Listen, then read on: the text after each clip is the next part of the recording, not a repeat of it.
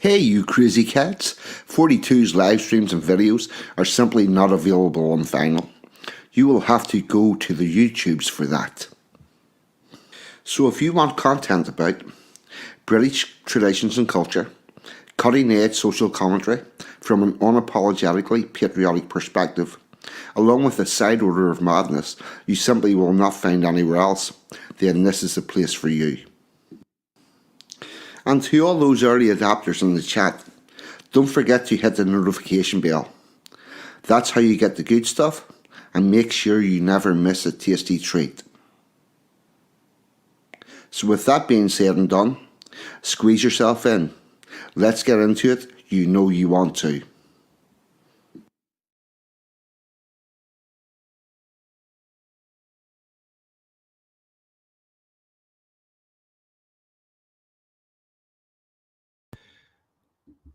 Good afternoon, good morning, good evening. Please delete as applicable because the internet is worldwide and time zones are a thing.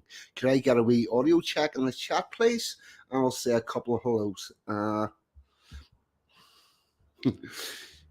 Emma G's in. Hey, you crazy cats. Streaky Bacon. Nice one for the stream. I'm glad you've actually got it on. I'll get round to talking about the madness and the timing. October, what about you, chum? Glad to see you. Steve Cray. Yes. Don Browning, we should get a screenshot of my pad. Battery is at 42%. Well, I got a screenshot of your comment. So there is that. Who else is in? Keys to the Kingdom. Evening, chum. Streaky's in. Hashtag. Welcome aboard. Exile faking. Audio is good. Glad to hear it. Thank you. Gammon Sandwich. What about you, chum? Well, Woogie. Glad to have you aboard. Right, well, people were filtering in and stuff. Yes, we're on Sunday night. Last night, the wonderful, delectable Emma G had a works function, which we thought was going to be going on quite late, and it wasn't. And then I had to go and collect her, and so the stream didn't happen, but it's happening tonight. And thank you all for turning up at the new time, and sorry for any inconvenience. That's most of all of that. What I will say is, Brian the Brunt, evening chum, glad to have you aboard. A very warm welcome to everyone who has came along from Ragnar and Jack earlier on this evening. If you like my stuff, you'll probably like his. I don't think I would attach fault to it. It was just the times went a little bit awry. But we're not attaching any blame. You did. And then we got to chill out and watch Porky's. Yes, it was all good. So there is that. Yes, so warm welcome to everybody who came along from Jack and Rags earlier on a Sunday evening. If you like my stuff, you're probably going to like theirs as well. So that's something that you might want to have a look at if you're not from that neck of the woods.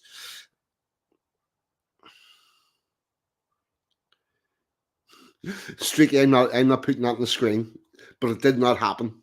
That's that's slander and libel. Shit you'll never hear in a Bible. Right, anyway, enough of my singing, it can't be good. Yes, tomorrow night, Toffee has been sort of hemming and hawing and maybe doing a stream. Sansom was trying to round him and DJ up like two fucking, like trying to herd two cats.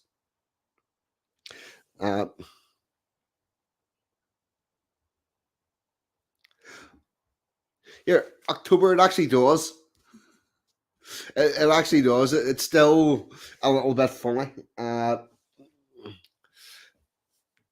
It's also good because whenever you go back and watch that, you can see the difference that political correctness has played in our media, because that film would not be made now for quite a lot of reasons. Stuff that I had never really thought much about at the time.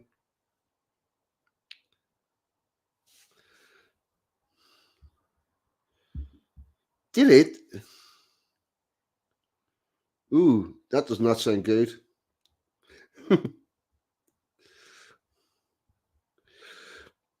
That does not sound good if it did take a while. But yes, October Porky's was still like a decent show, especially if you're just wanting something to watch and chill out and not put uh, too much investment in it. Yeah, I like a wee bit of Simon Garfunkel. Some good stuff. Who else sneaked in there without getting a hello? Evening Snoopy, glad to have you here. Uh, Hello, okay. Lassie, yes. Uh, yeah, October, October, see some night if you're wanting just something to chill out, drink some beer, and it's actually not a bad show. Uh, I have a problem with recent films in that I watch I watch films and stuff to unwind, and most of the anyway recent stuff just makes me angry. I'm like, what the fuck? Who put this shit in here? Ragnar Arnspear, welcome aboard. Thanks for coming along. Good, good improvisation show earlier on with Jack. Your guest, uh, yes, Ragnar was set up for having an interview with Jolene Bunty, uh, who didn't manage to turn up. For those of you that don't know Jolene, she's quite a controversial character, uh, and also a little bit like Marmite.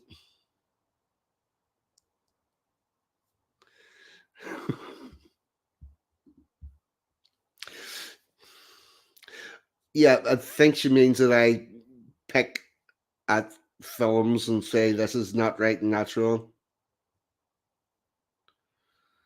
Yeah, I can't do that. No, I can't imagine that either. No, there's no porkies in the mosque. Emma G was not anywhere near a mosque. Uh, see, where else was I? Yeah, so uh,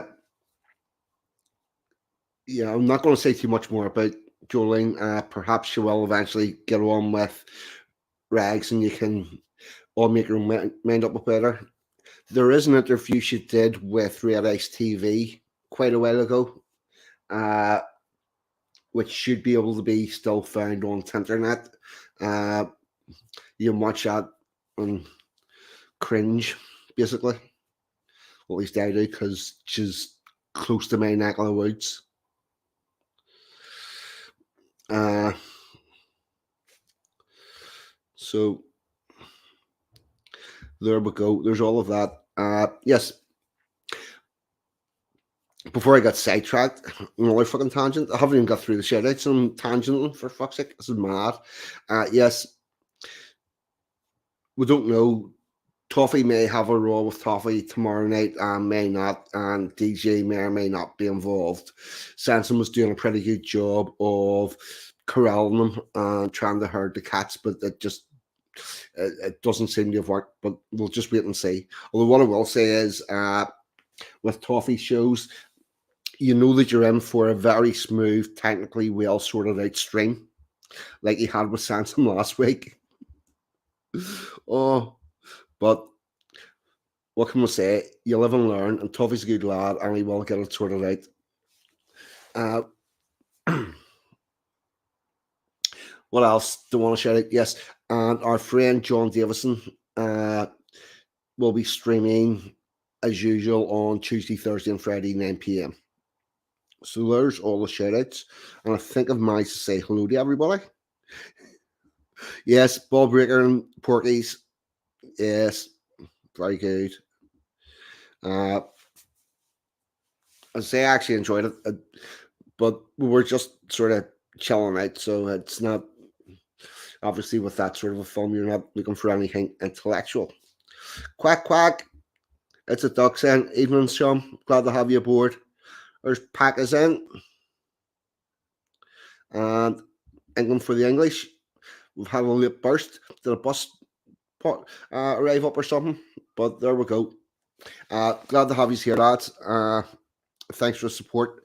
And now would be an opportune time to say that everybody hit that like and subscribe and all that sort of stuff. If you don't like, if you start off liking it and you find that you don't like it, you can always hit the like again and it takes away. So you're not committing to anything. There you go. What are we going to do? We're going to talk about March. And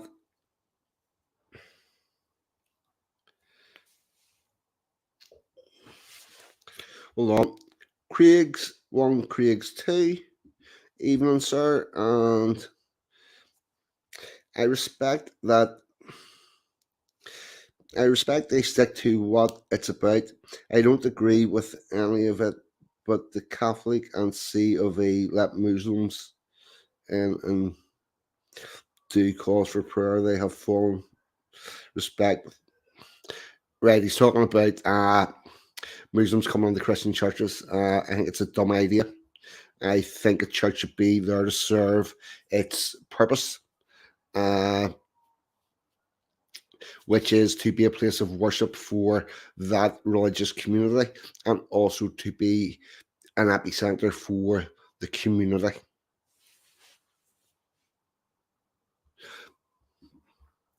Your birthday's in March, hope you get a special stream. You'll get a special something. I don't know if it's going to be a stream, but we'll see. We will work that out. One thing I will say about March before we kick off, March was before the Gregorian calendar. March was the start of the year. Gregorian calendar came out. Much like Craig's 1 and Craig's 2, we have Gregorian for the Gregorian calendar. And that came out and moved the beginning of the year to January, which I think is absolutely fucking nuts because I defy anybody. Linda Hunter, what about you? Glad to see you.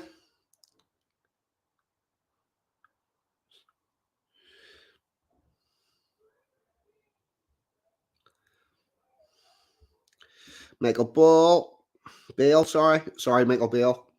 What about you, Sean? Glad to have you aboard.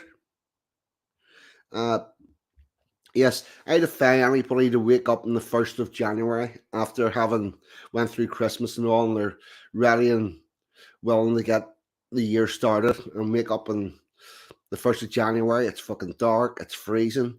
Who the fuck is going to go out in a charge and get this year started? Nobody. It would be much better suited to be in now, whenever at least there's been a light about the place. And the heat hasn't returned, but at least there's a bit of a promise of that happening.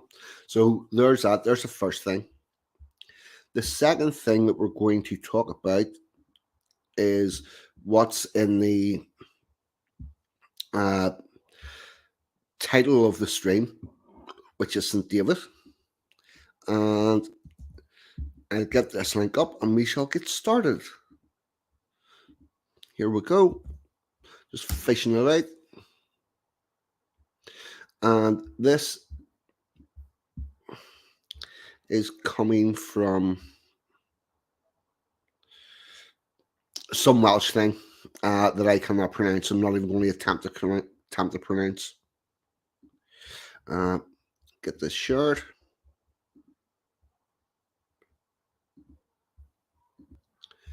Right, here we go. Oh, it's from St. David's Cathedral. Sorry, my bad. Right, I don't like the size of that. I'm going to get that zoomed in a little.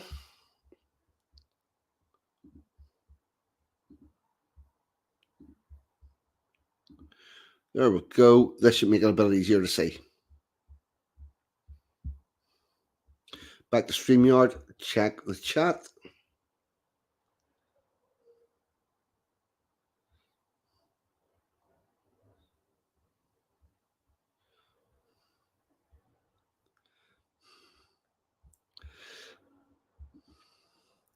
Right. We've got a picture of the likeness of St. David on the right hand side here. And who is St. David? St. David, Dewey Saint, was a leading figure and a monk in the early Welsh church who lived in this area in the 6th century.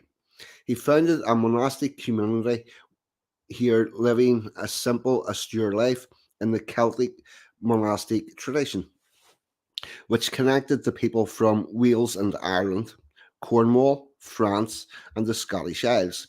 He drew followers from all over Wales and travelled a great deal to preach.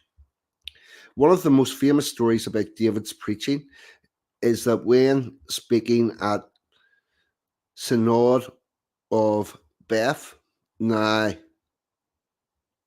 Llandu Breth in Carrigan, right, lads, ladies, gentlemen, children, I cannot pronounce these words.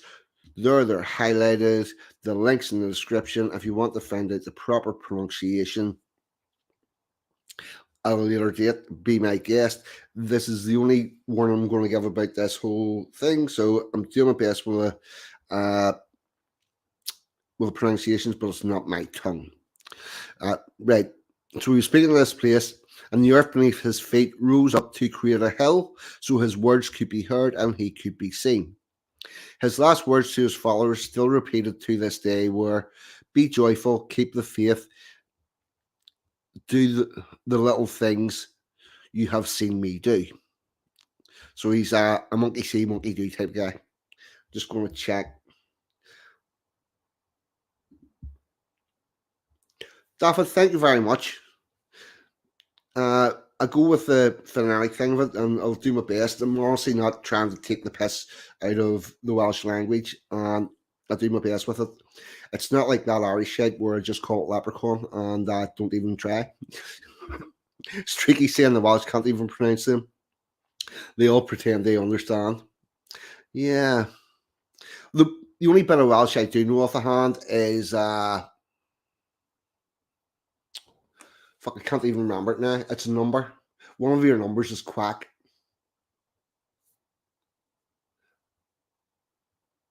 I think it's possibly 7, but I don't know. Answers in the chat, please.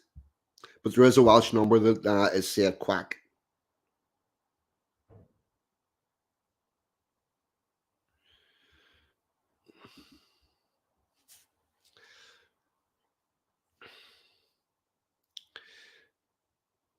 Well, Wookie, Patrick was not from Ireland.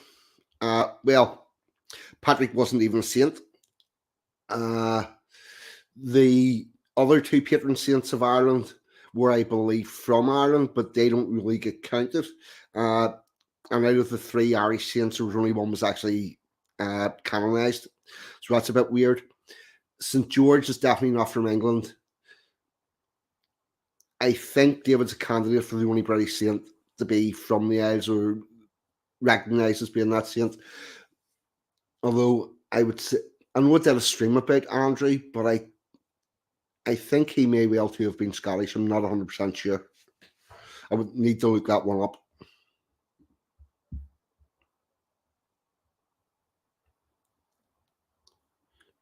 Six. I was close. I was on 7. Yep. Right. Off we go. The earliest known life of St. David was written by a monk called Rygofork around 1080, 500 years after David died. It was based on the oral traditions and memories of his sayings and the stories passed down. Not always that we could consider facts.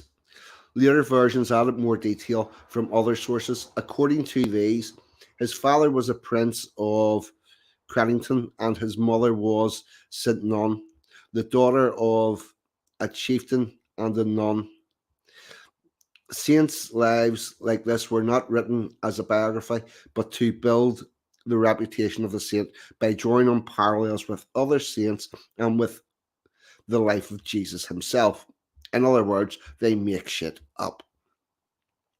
Saints' lives were written in this way to serve a specific purpose. They were to inspire people to follow the example of the saint and lead a life of holiness and faith. In this case, Rycrichforth, there was the added purpose of boosting the claims of the Celtic and Welsh Church and the role of St. David as an archbishop. They included any known facts, but were usually written long after the saint's death. Trying to untangle facts from the later fable would have been both impossible and would be missing the point. Later editions and legends were proof the power of importance of the saint in people's lives.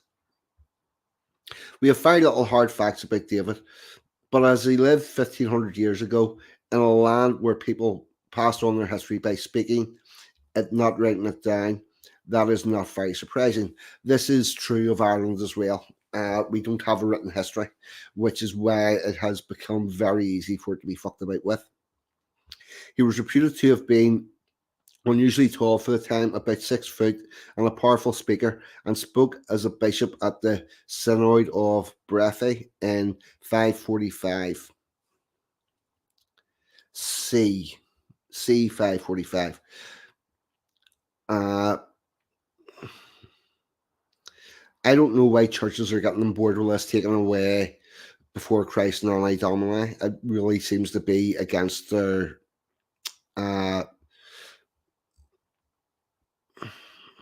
against their best interests. From mentions in some monastic chronicles, particularly Brute Y. Tulligazan, we can believe that he lived in the area of modern St. David and probably started travelling around in 547. This may be linked to an attack of the plague in southwest Wales, possibly a type of yellow fever originating in the Eastern Roman Empire, which caused people to flee. David came back to establish and lead his monastery at around 550, which became known for learning and for its pure way of life. His monastery would have been built in the Celtic tradition of a small stone beehive huts, not the grand abbeys of later centuries. He died on March the 1st, either 598 or 589 or 601. The oldest chronicles disagree the day we now celebrate. See, this is where I find this problematic. The year could be 11 odd years out, or it could be anywhere in between that, but it was definitely the 1st of March. Yeah, I'm having problems with believing this. Actually, I want to go back and check the chat.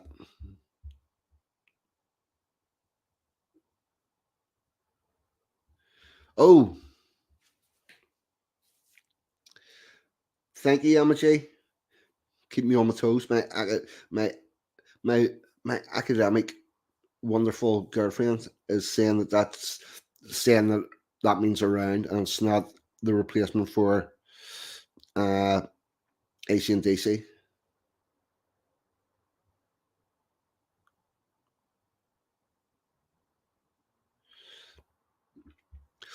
Yes, that happened to both the Patricks. that are believed to be his thing. Oh, actually, I don't trust you on that. Since Andrew is not from Scotland, so yes, David is the only saint that's from it.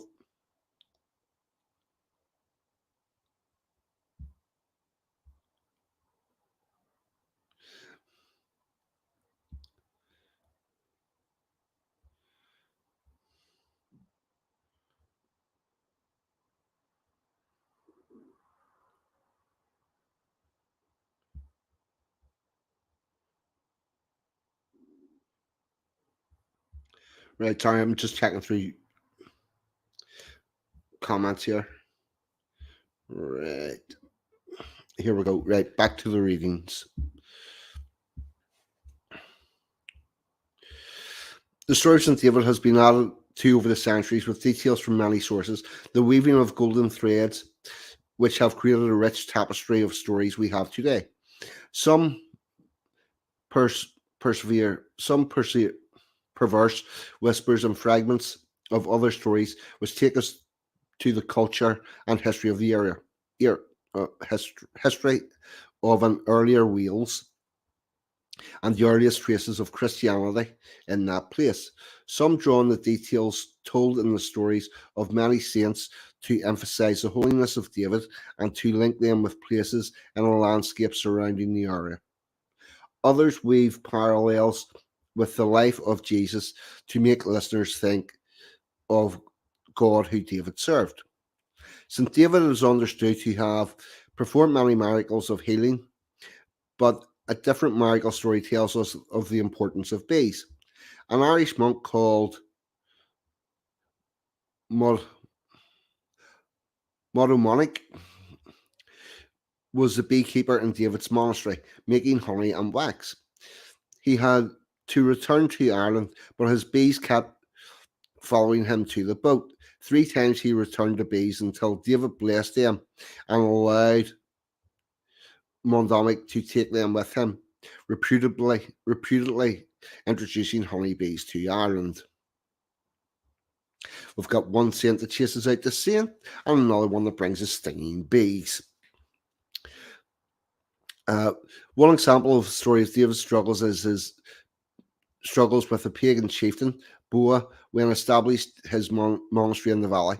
The story of conversation, magic, martyrdom, and the defeat of pagan belief includes elements which probably do preserve traces of what the confrontation between the old and new faiths was like. It also suggests this valley was an ancient sacred place before David came. It provided an explanation for the well springs in the valley and served to demonstrate the power of David. He could cause Boaz's men and cattle to fall and face down powerful local chieftains to establish his church. Boaz was an Irishman and the local pagan chieftain. David came to the valley below his fortified homestead and lit fires which staked his claim to the area. Boaz sent his warriors to drive David and his companions away. But David cast a spell, sound a bit witchcrafty here, which made Boaz's men and all his cattle fall as if dead. Boaz made peace with David and converted to Christianity, so David lifted the enchantment. But Boaz's wife was still opposed to David and sent her maidservants to bathe naked in the river to tempt David's monks. When this failed, she lured her stepdaughter into the valley and sent her maidservants. And hold on. When this failed, she lured her stepdaughter into the valley and cut off her head. A miraculous healing well sprang on that spot. This martyrdom sealed the fate of paganism in the area. Boaz's wife went mad and ran away. I think if you get to the stage where you're chopping off your stepdaughter's head, you've passed that mad point. I think that's achieved. And Boaz was beheaded by invaders after turning against David. Legend has it that fire fell from heaven and destroyed all trace of Boaz. Interesting. Back to the chat.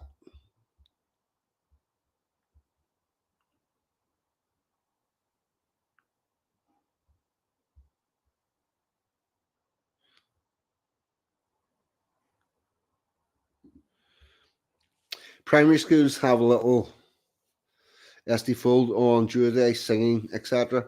Last few years have stayed trad with the addition of those fucking rainbows. Yeah, always with the rainbows. Yeah,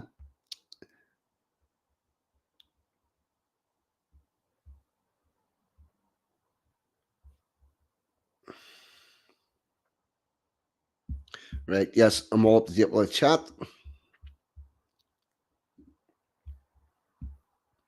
The example of St. David.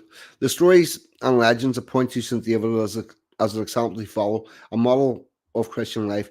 David's monastic routine and that of his monks was one of great simplicity and self denial.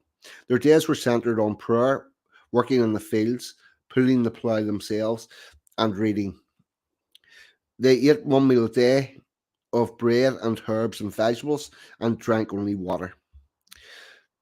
This was in contrast to the chieftains and some of the in the wider church who expressed their power and status in feasting, having many servants and gift giving. Although David had great status within the church as a bishop and archbishop, he worked alongside the monks, doing the little things. His faith his faith inspired him, and the stories of his life inspire others. David saw himself as a signpost to God. David and Celtic Christianity. Celtic Christianity had a close relationship with the natural world, but it was sometimes a harsh one. David was a waterman or a dwyfer, that is, someone who drank only water, not the more common barley beer. And most people drank beer instead of water because the boiling process of making beer took out all the bugs and bacteria that actually killed you. And who would stand up to his neck in the sea, reciting the Psalms as a penance. However, many stories also tell of David's kindness and his humility. He was a great leader and a scholar, probably speaking several languages, including an early form of Welsh Latin or Old Irish.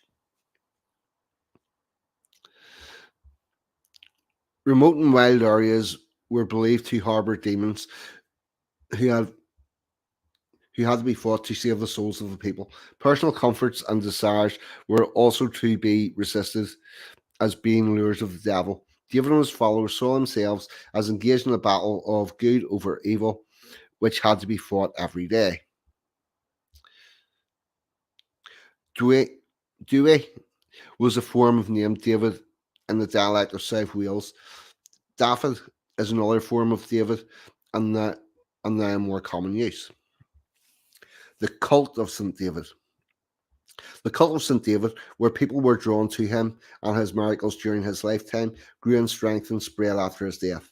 Many sites and landscapes, such as Healing Wales, were believed to have sprung up where he performed miracles, and churches were dedicated to him across Wales and elsewhere. The area around the peninsula became known as Dewisland, an area under his protection. David was buried in his own monastery. His early shrine was destroyed in a fire in 645 and repeatedly raided by Vikings, but always renewed and rebuilt.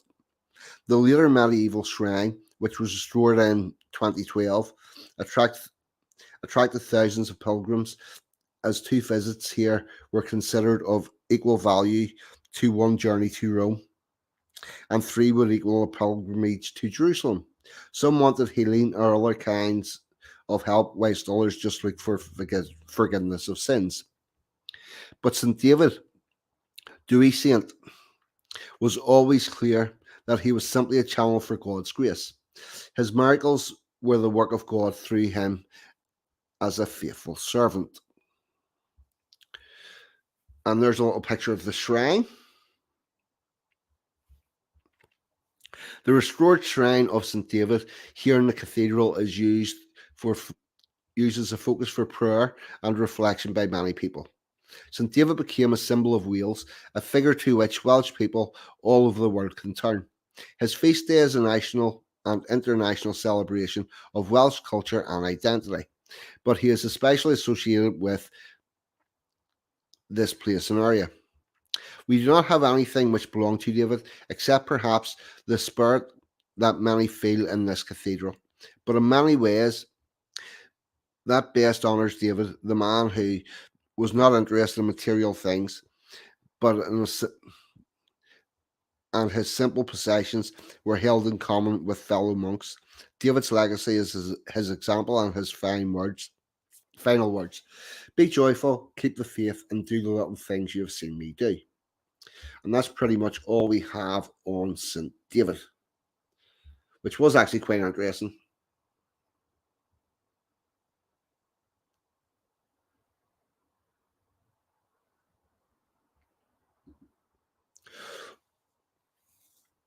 Oh, interesting factoid about Legionnaires' disease. It's actually caused by water being heated and cooled, heated and cooled, heated and cooled. And the reason why it was called Legionnaires' disease was in America, there was a bunch of veterans that went to a conference and they came back, and a lot of them had this illness that nobody could put their finger on.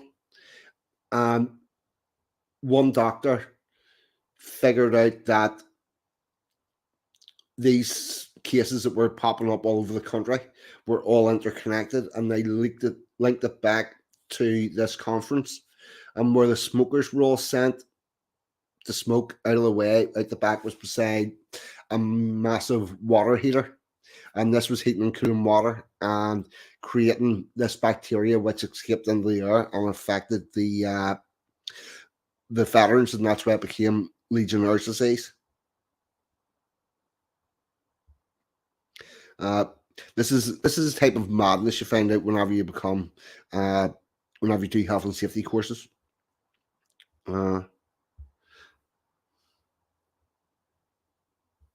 Just checking through the chat here to see if there's anything.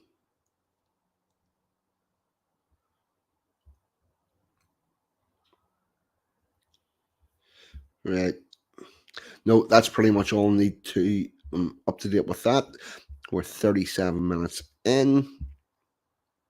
What else are I going to talk about? Oh, yes. Here's an interesting one. I've seen a lot of stuff on social media and stuff about people saying White Rabbit on the first of the month. I was like, what the fuck's this? Because I hadn't heard it before. And I said to have a nosy into that. So I'll tell you what I found. It's sort of semi-interesting. I do have a little bit to say about it. Well, I was thinking that, and Johnny Darko Follow the White Rabbit.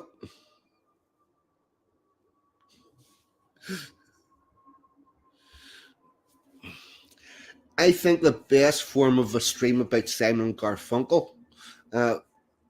I found all information about them, but if you want to stream on Simon and Garfunkel, I would go into YouTube and look up the concert in Central Park and have a listen to that, because that's actually quite good. Yes, air conditioning and stuff spreads at Legionnaires' disease, and it's to do with water heating up and cooling down. But so I had a look at this, a very quick look, and I'm going to read this and give you my opinions. It's common to say the phrase rabbit, rabbit, rabbit, or white rabbit on the first day of each month. But where does the tradition come from? First off, no, it's not fucking common. I'd never heard about it in all my years of existence until it popped up on social media. And like the sheep that they are, somebody's seen it and then it was fucking all over the place. So I don't think it's common. I think it's common now because it fucking somebody uh somebody fucking planted it. On the first day of each month, it's common tradition when people say rabbit, rabbit, rabbit. The first thing in the morning, yeah, and you need to do the first thing in the morning before you say anything else. So putting it on Facebook ain't going to work unless you've been mute before that. The phrase is supposed to bring good luck for the rest of the month, and there's a UK and North American superstition. Can anybody in the chat tell me if I've heard any of this bullshit before? Because I don't think it's a common superstition. Alternatively, you might say the phrase white rabbits. Both phrases are thought to bring luck since rabbits are considered lucky creatures. For example, in China, in Europe, China, Africa, North and South America, rabbit's food is considered a token of good luck. Well, do you know what? The rabbit had four of them, and it didn't seem to give him any fucking luck.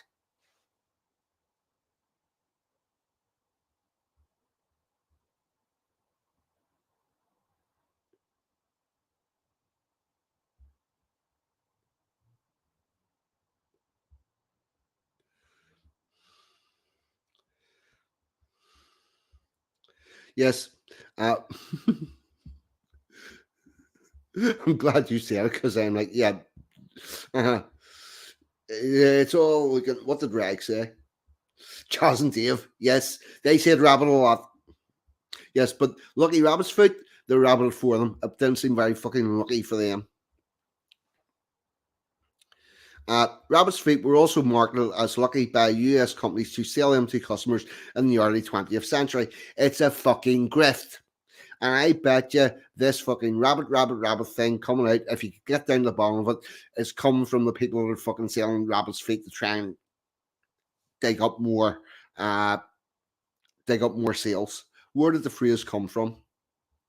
In an episode of NPR, Martha Burnett, an author who has wrote a book about etymology, explains that the phrase dates back to the early 1900s. She explains that Franklin Delano Roosevelt took part in the rabbit superstition and was also known to carry a rabbit's foot. In 1909, issues of British Journal Notes and Queries, a parent observing that some children said rabbits in the first of the month for good luck. Children said it, not their parents. Is this the fucking first tradition in the world that's being passed up away from children to adults? What in the name? After this point, reference to the superstitious act occurred occasionally. Yeah.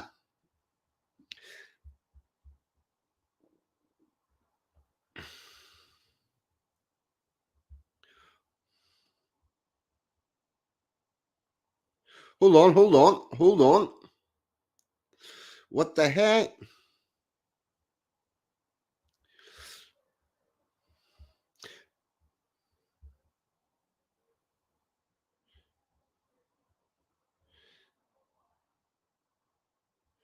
Oh, Gammon Sandwich has heard of it, but thought it was a dead tradition.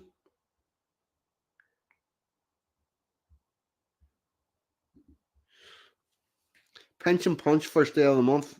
White rabbit, no return. Pickford gas is all over this. Ginger food be selling badgers.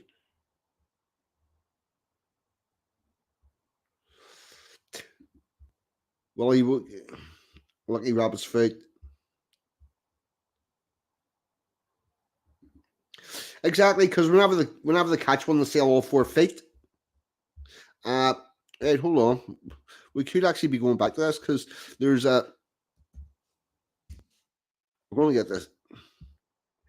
This Pink's Punk's first day of the month.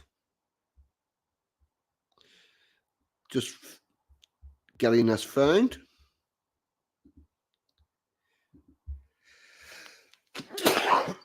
Sorry, people. I was in the middle of doing a share screen and couldn't get the mute tab. Right, get that back up again. Right, we're at Franklin Roosevelt.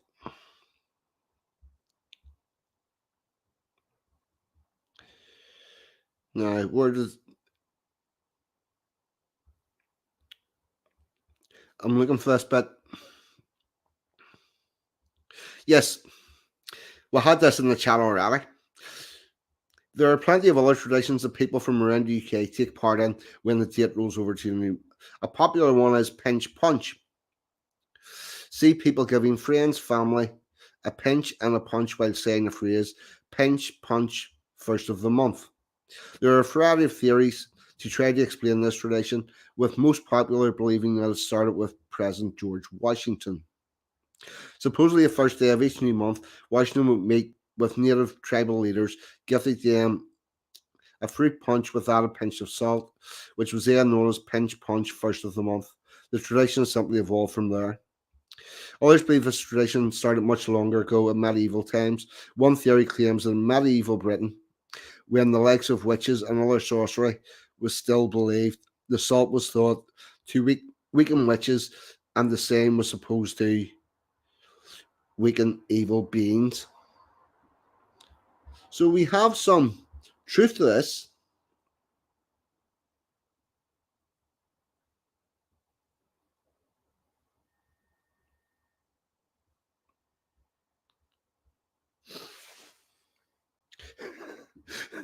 Never brought him luck because he was dead at 55.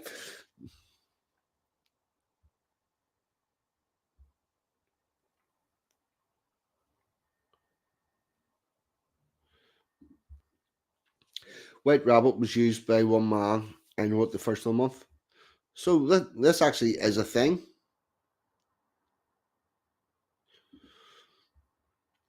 Oh, and it's in Australia with the pinch punch thing.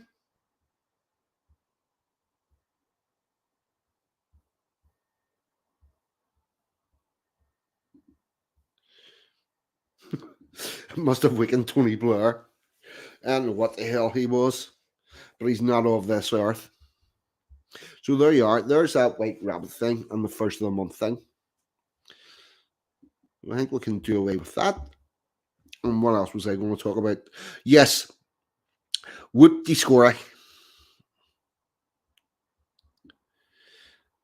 This is actually quite interesting. I quite enjoyed this one. And we have video. We have YouTube video with this tradition. And we are at the website of Discover Larnak, which is, I believe, in Scotland.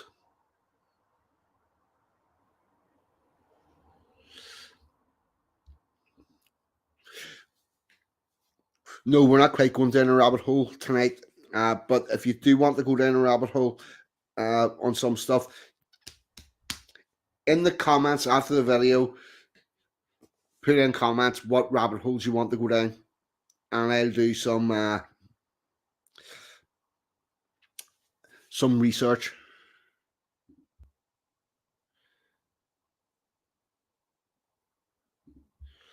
Don't we always did it in Lancashire? I don't think all Aussies do it. All right.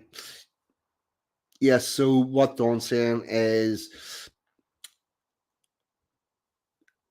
English people or British people that go to Australia bring that thing with them.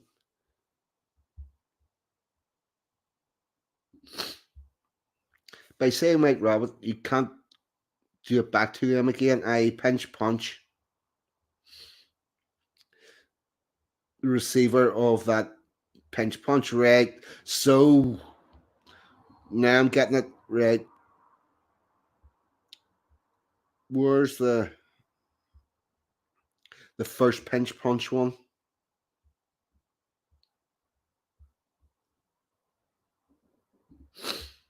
Right. So you pinch them, you punch them, you go pinch punch first day of the month, and if so long as you get White Rabbit no returns in, then the person can't do it back to you.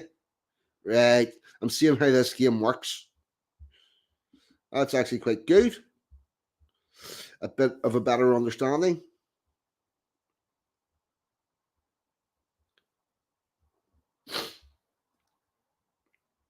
Hold on. Don Brown's got a different one. Our saying is pinch punch first of the month, no returns. To which we reply, kicking a flip for being so quick. Excellent. Just get a bit violent against my son, amongst my sons. Yeah, I can see that escalating.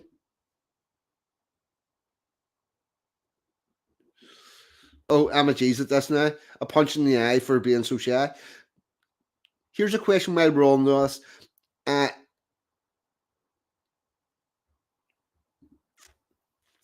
yeah, White Rabbit immunity. Did anybody else do punch for Herbie whenever they seen a VW Beetle? You got ha. There we go. Thanks, mate.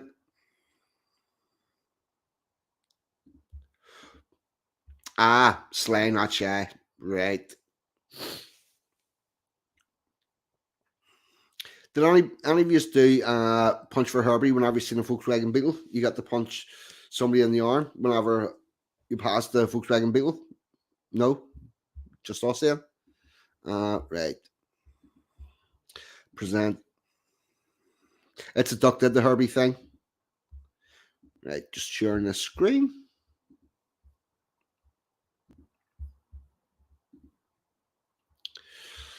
Right. Whuppity Scoorie.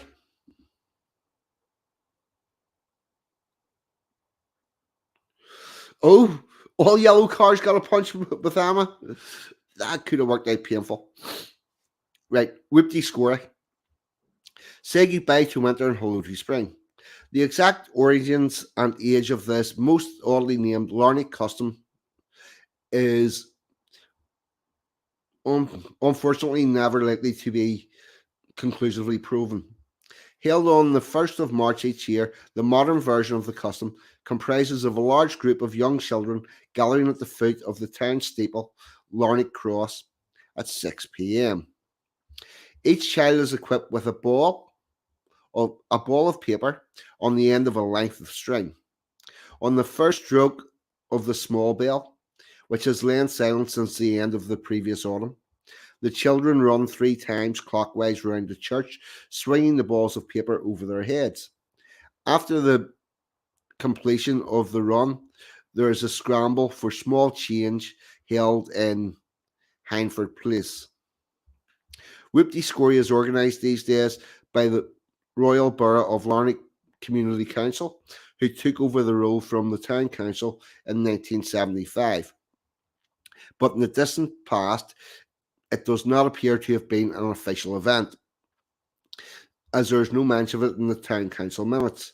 The only written recording concerns the events they are to be found in the pages of the Hamilton Advertiser, which must be the local paper.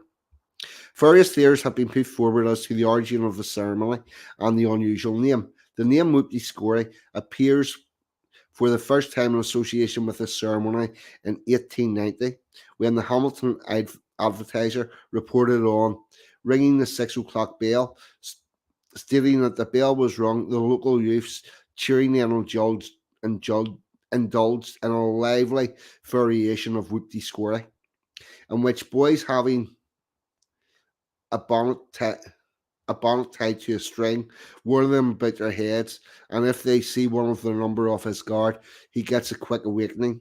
The ceremony was not reported under the headline Whuppity Scoorie until 1893. For many years, there was a connection with the Wee Bell ceremony in New Larnak. Although the earliest reports make no mention of this, the exact source of this is unknown, but it was reported in 1894 that although the custom was believed to be centuries old, for the last 120 years, the boys had marched to meet the workers coming home from New Larnak and employed their bonnets at the cross, but sometimes other weapons were used. There is even less evidence to suggest that the origins of the custom are to be found in the whipping and scoring of missertions in the borough in bygone ages, or the punishment of witches. The the borough kirk sessions record no such punishments. Perhaps like Larnak's other festivals of Whuppity Scoorie or the Wee Bell ceremony has a more prosaic source. The ringing of the bell, which had been silent throughout the winter darkness, heralded the advent of spring and the lighter evenings after the day's work was done. Possibly the custom grew as a spontaneous celebration on the part of the apprentices and other youth of the town to mark the onset of leisure time, which could be appreciated in daylight. And there's a picture from quite a long time ago, and that is Whuppity Scoorie. And we're going to get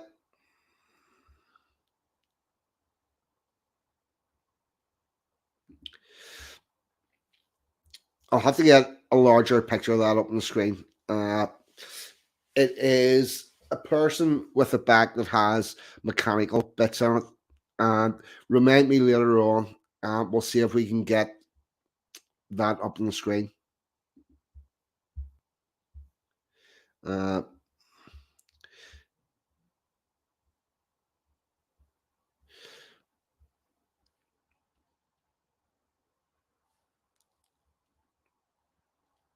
right. I was just checking through the chat there. Right. YouTube. Let's get this up.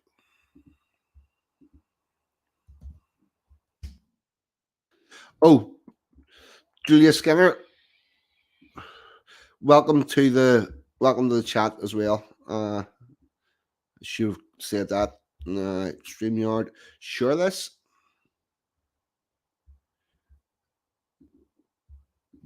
Get the screen up. Here we go. We're going to have a little bit of video of Whoopty Scoorie.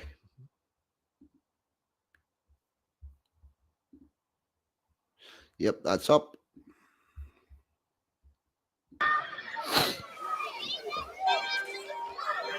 There you go!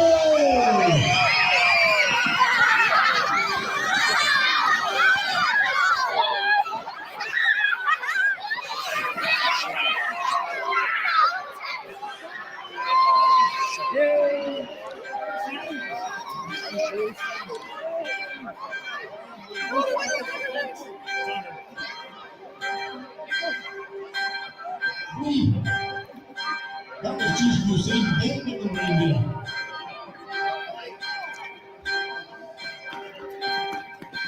That's the stop, swing on. Yay!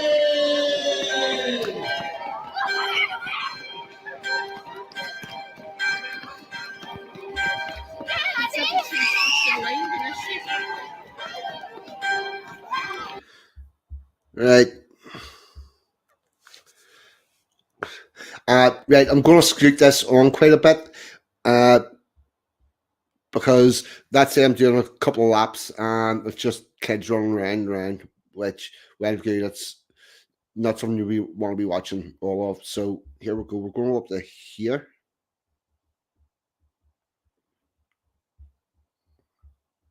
Where I think we get something a little bit different here. She just passed that a little bit. Well done. Well done. Well done, David. Let's see, yeah, going to come around again.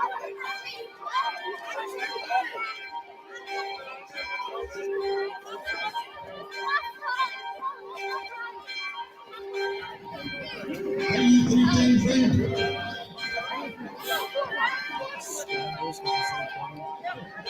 How many times you got, David?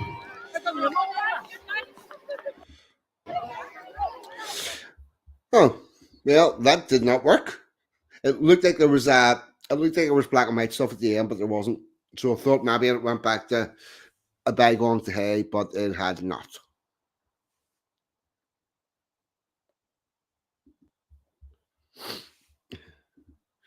Yeah, they do. So there you go. That is Whoopty Scoorie. Nah. What else do I have?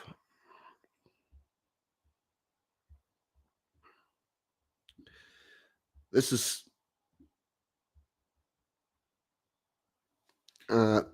kind of, yeah, it is. This is relevant.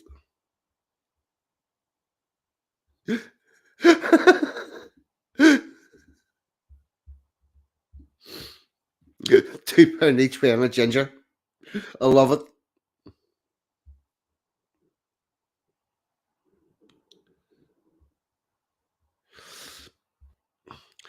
Night Gammon Sandwich, and thanks for dropping in. What time of night is it? It's 21, coming up to 21:30. Right. There's a couple of things I need to do. I need to mute for a moment.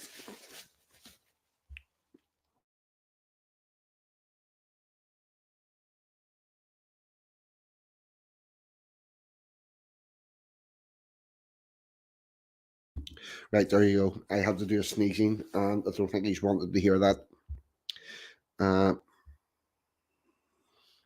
Oh, I've had a change of mind.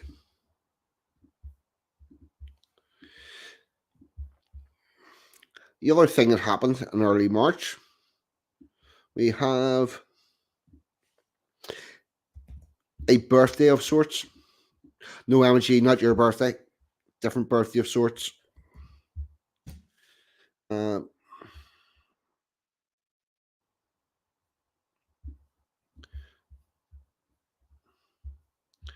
Right.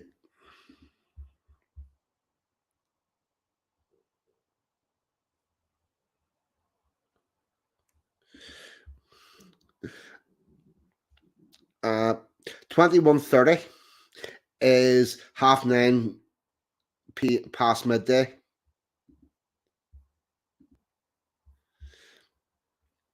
Right, get this tab open.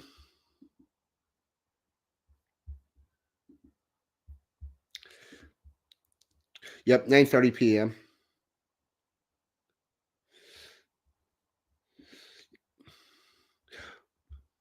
No, not a fart, a sneeze.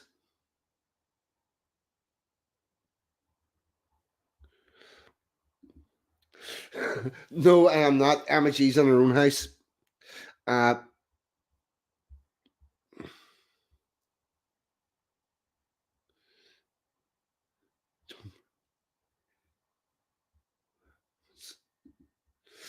42's 42's little brother, and it's 9:30 p.m. Right, hi dad. I just clarified that I'm not in the promise. Amagee's in her own house tonight. No, a nose sneeze. I was sneezing stuff out of my nose, and I really don't think you would have wanted that. Right. Yes. Spitfire. First flight of a Spitfire was on March the 5th. So this glorious aircraft came into being on the 5th of March.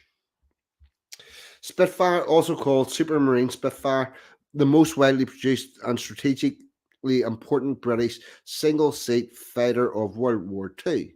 The Spitfire, renowned for winning victory laurels in the Battle of Britain 1940-1941, along with the Hawker Hurricane, served in every theatre of war and was produced in more variants than any other British aircraft.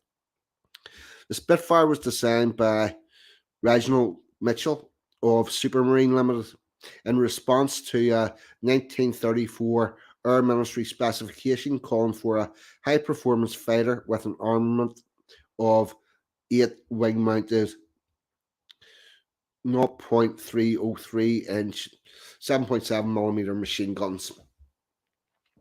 The airplane was a direct descendant of a series of float planes designed by Mitchell to compete in the coveted Schweitzer Trophy in the 1920s. One of these races, the S6, set a world speed record of 357 miles or 574 kilometers per hour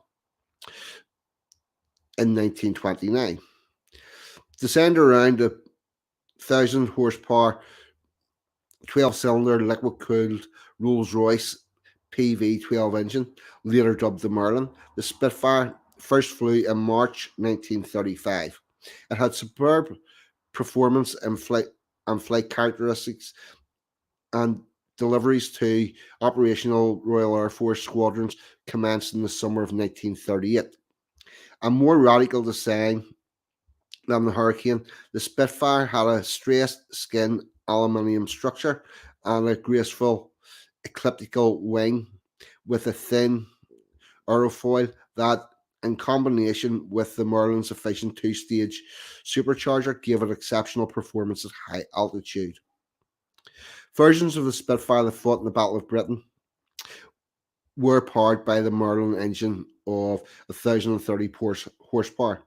That plane had a wingspan of 36 feet and 10 inches, 11.2 meters, and was 29 feet and 11 inches or 9.1 meters long, and reached a maximum speed of 360 miles per hour with a ceiling of 34,000 feet. Faster than its formidable German opponent, the Bf 109, at altitudes above 15,000 feet or 4,600 meters, and just as maneuverable, Spitfires were sent by preference to engage with German fighters, while the slower Hurricanes went for the bombers. More Hurricanes than Spitfires served in the Battle of Britain, and they were credited with more kills, but it can be argued that the Spitfires' superior high altitude performance provided the margin of victory. The other thing is, without the Spitfires taking down the German fighters, the Hurricanes would not have got the bombers.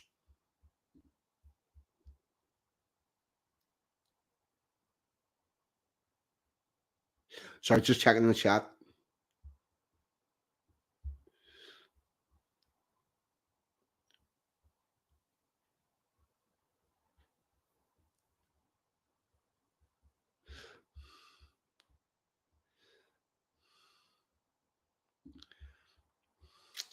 Spitfire not faster than 109.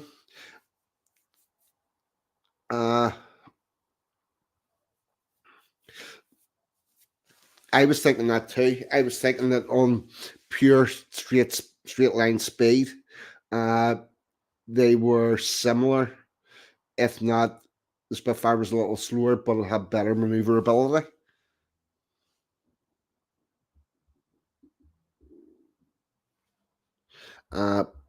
Right, back to Spitfire.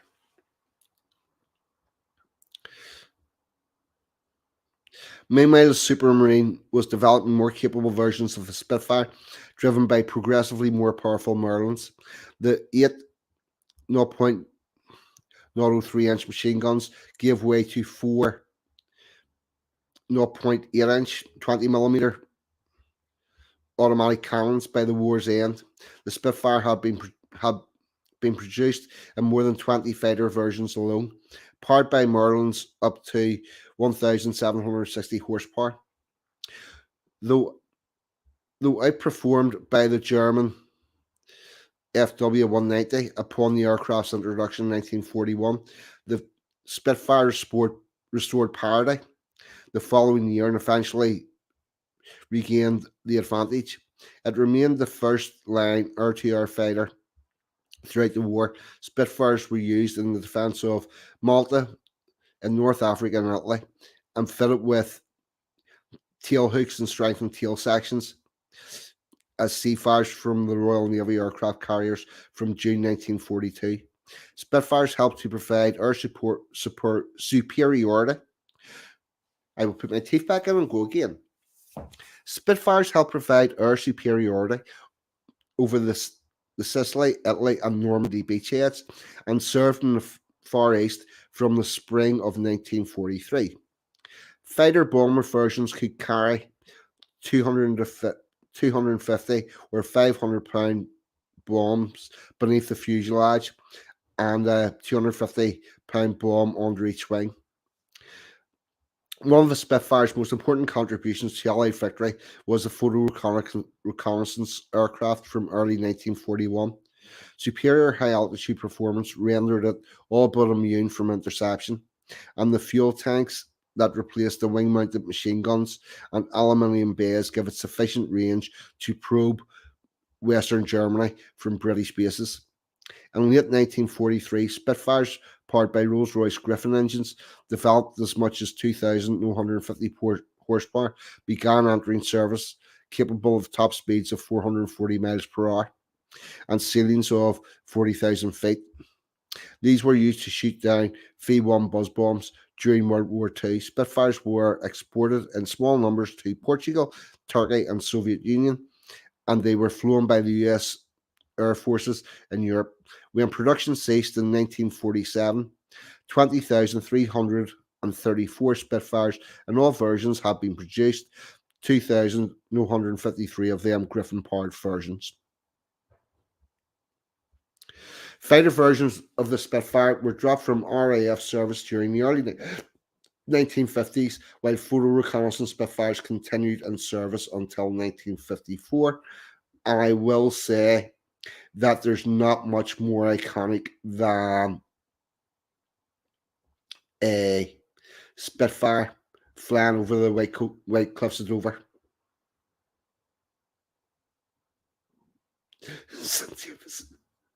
Cynthia was flew a Spitfire.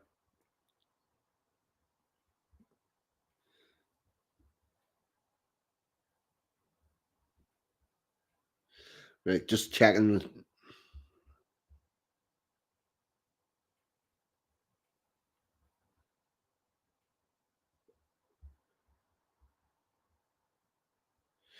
The aircraft thing goes right over Don Brownie's head. Yep, we got there. October. Yep. We got all those points. So there you go. There's a Spitfire. And we'll lump that in because it is March and I like a bit of Spitfire stuff. I have to admit that. What else are we going to have a look at? Yes, here's something of interest.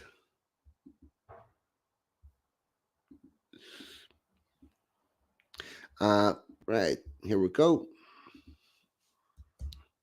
This is something that Belfast City Council are actually getting involved with. I thought I would talk about it a little bit. Right.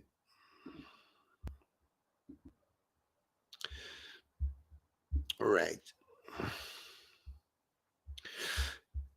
Here we go.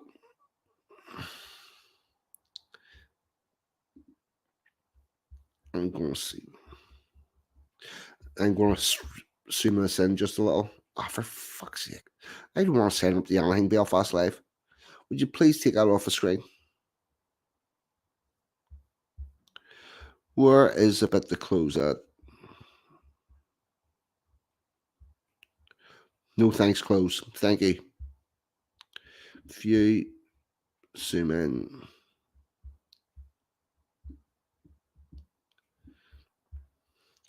Right. Belfast set to celebrate age-old mythology surrounding the spring equinox. In many cultures, equinox marks a time of transition for new beginnings. We've got some people here dressed up and whatnot. Now, the first ever Belfast Equinox event will take place later this month, celebrating age-old mythology surrounding spring equinox. The event is at the Titanic Quarter on Saturday, March 25th, and will mark the arrival of the spring equinox in the city.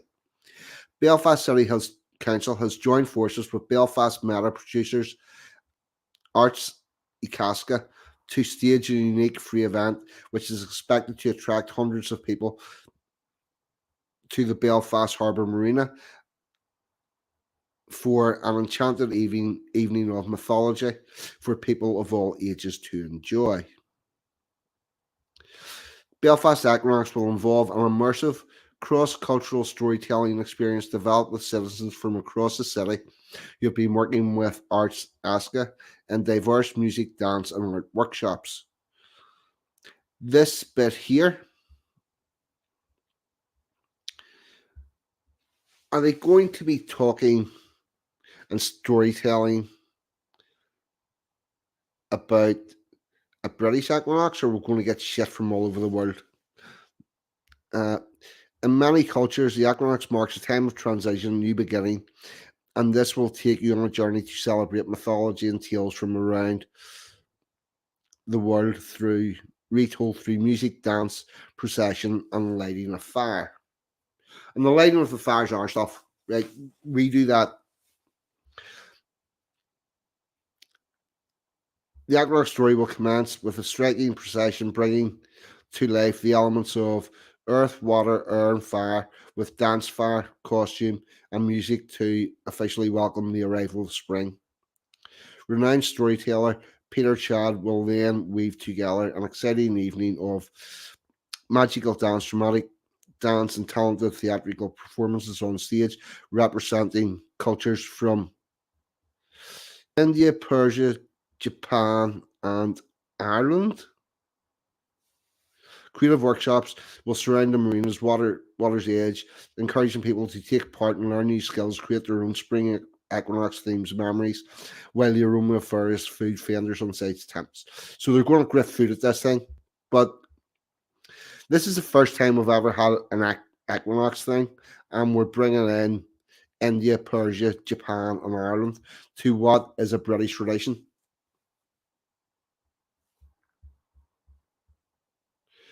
This is fucking nuts. This is absolutely nuts. I'm pretty sure that if they could have got away without having a British element to this, they would have fucking done it.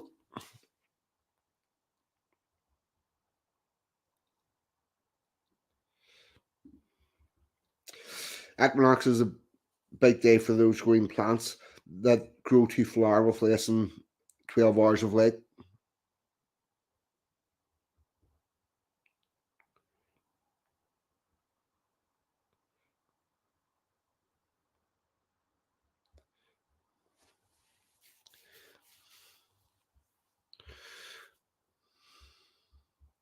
Beware the ideas of March. I've heard that somewhere, Don Brennan. Oh, that's Caesar getting knocked off. Raymond Piper, what about you, chum? I do believe it is. I do believe it is. I do believe Persia would be Iraq. The spectacle will then draw to a spectacular close with the line of the Equinox fire and the launch of a half moon, half sun illuminated at the Belfast Harbour Marina just before 8 p.m. The Lord Mayor of Belfast, Councillor Christina Black, said, "This promises to be a fantastic free event celebrating our diverse, vibrant, multicultural makeup through music, dance, arts, storytelling. Equinox symbolizes hope and new beginnings of something that is particularly significant in this period of growth and recovery." But we already had Equinox celebrations. We're only doing it to bring in fucking crap from outside. Yeah, I was actually. Yes, I remember that. Infamy, infamy. They all have an infamy.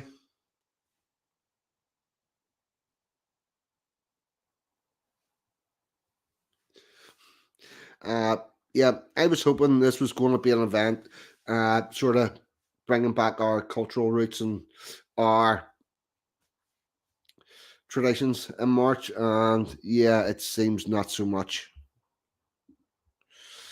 Uh, so there's that. The other thing I wanted to touch on is a little thing out of Denmark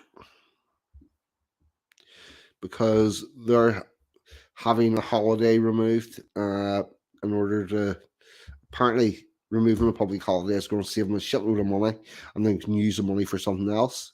And after I do this, I'm going to uh, see if anybody wants to come on for a quick chat. And if you do so, here's a wee link, and that should let you in. And if you want to come on for a chat, feel free to jump in. And in the meantime, I'm going to have a quick look at this.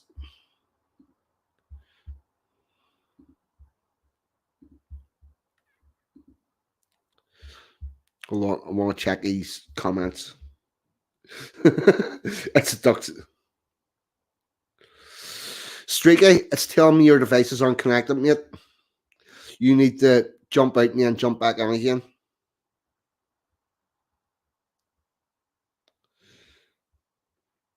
Uh, well, oh, hold on. We might have a streaky. We might. Oh, yes.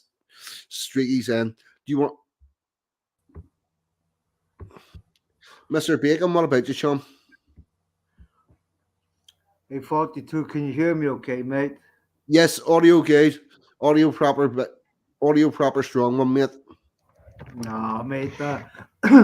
Sorry, Mark. I'm tethering from a phone, so it's always bad with my signal, and I may come in and come out, kind of thing. Yeah. Yeah, it's just a nice one at the end of the day, mate.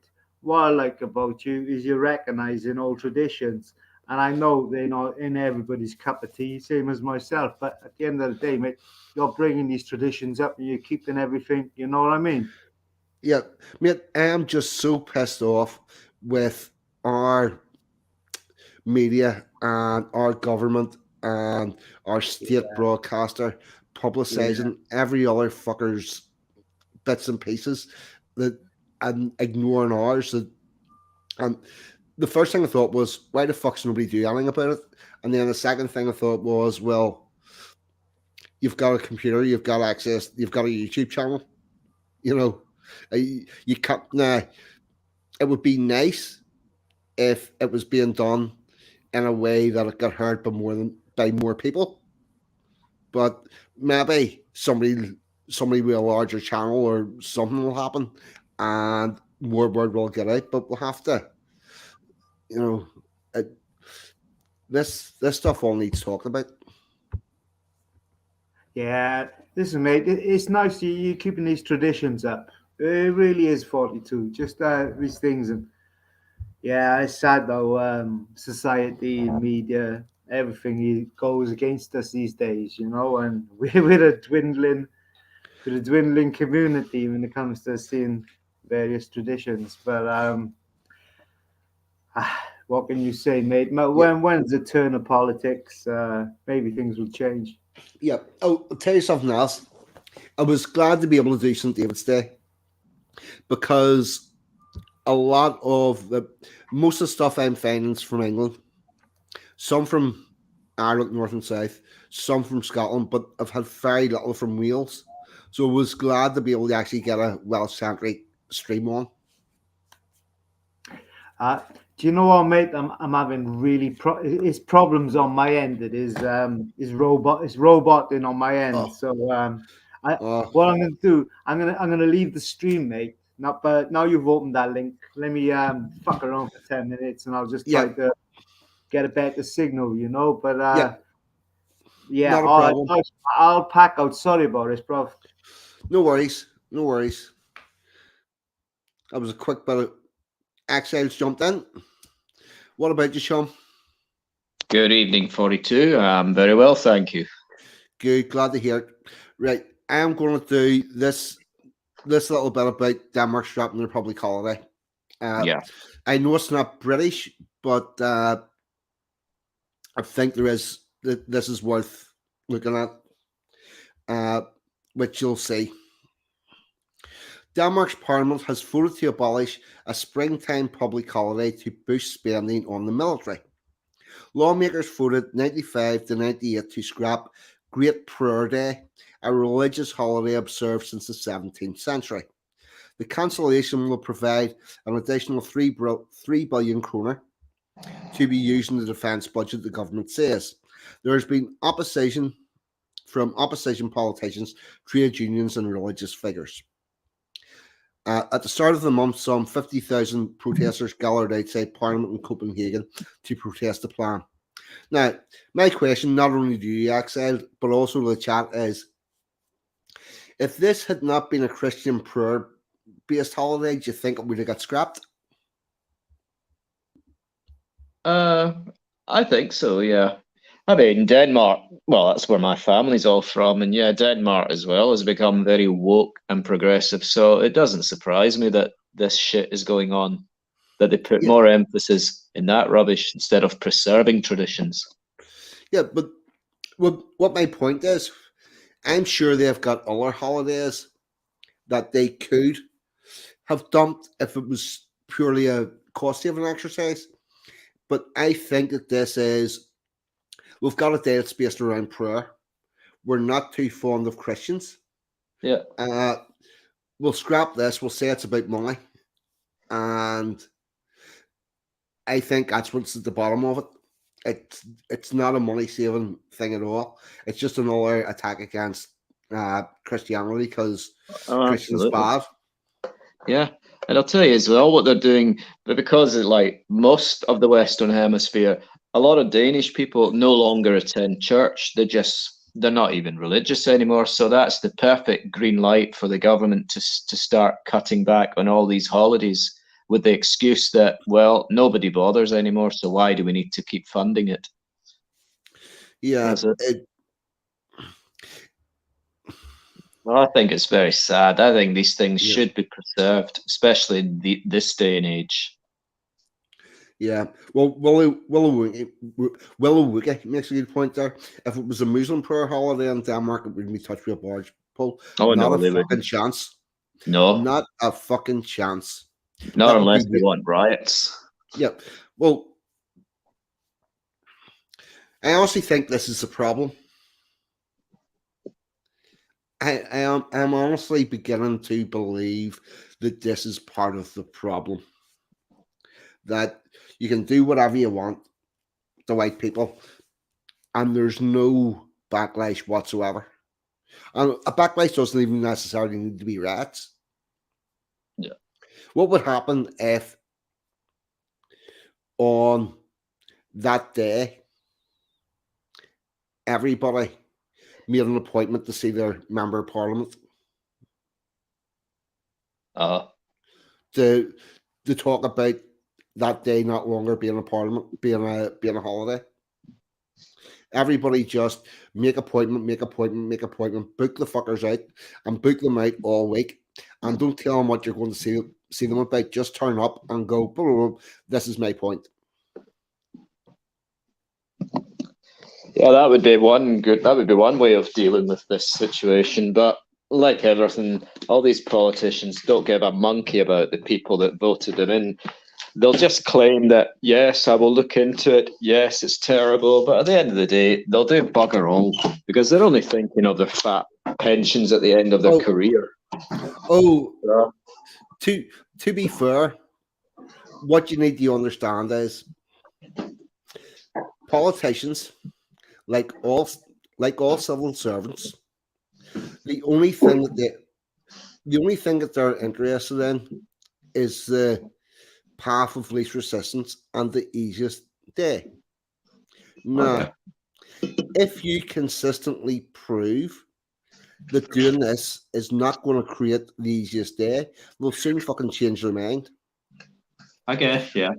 Yep. 1 second, I just want to read this comment. Right Wing Ice Creamus, what about you, chum? Welcome to the channel. I want to bring up this point. The arrogance to scrap a day like that, fat sloths in their parliament make me sick. Yes, they're totally fucking arrogant. Yep. Politicians do still have surgeries, but even outside of a surgery, you can contact your local MP and ask for a appointment. Streaky Bacon's coming back. Right. You can. There's nothing stopping you contacting your local politician and asking for. And if you do, the other thing is, whenever you contact your local politician, be advised they can't just ignore you. They have to give an answer of some description because they work for you. It's their job to interact with constituents. They're legally obliged to see their constituents, and they're legally obliged to do something, but they get away with it by not doing it, as we've seen. Yeah, well, you can niggle that out on. Yeah.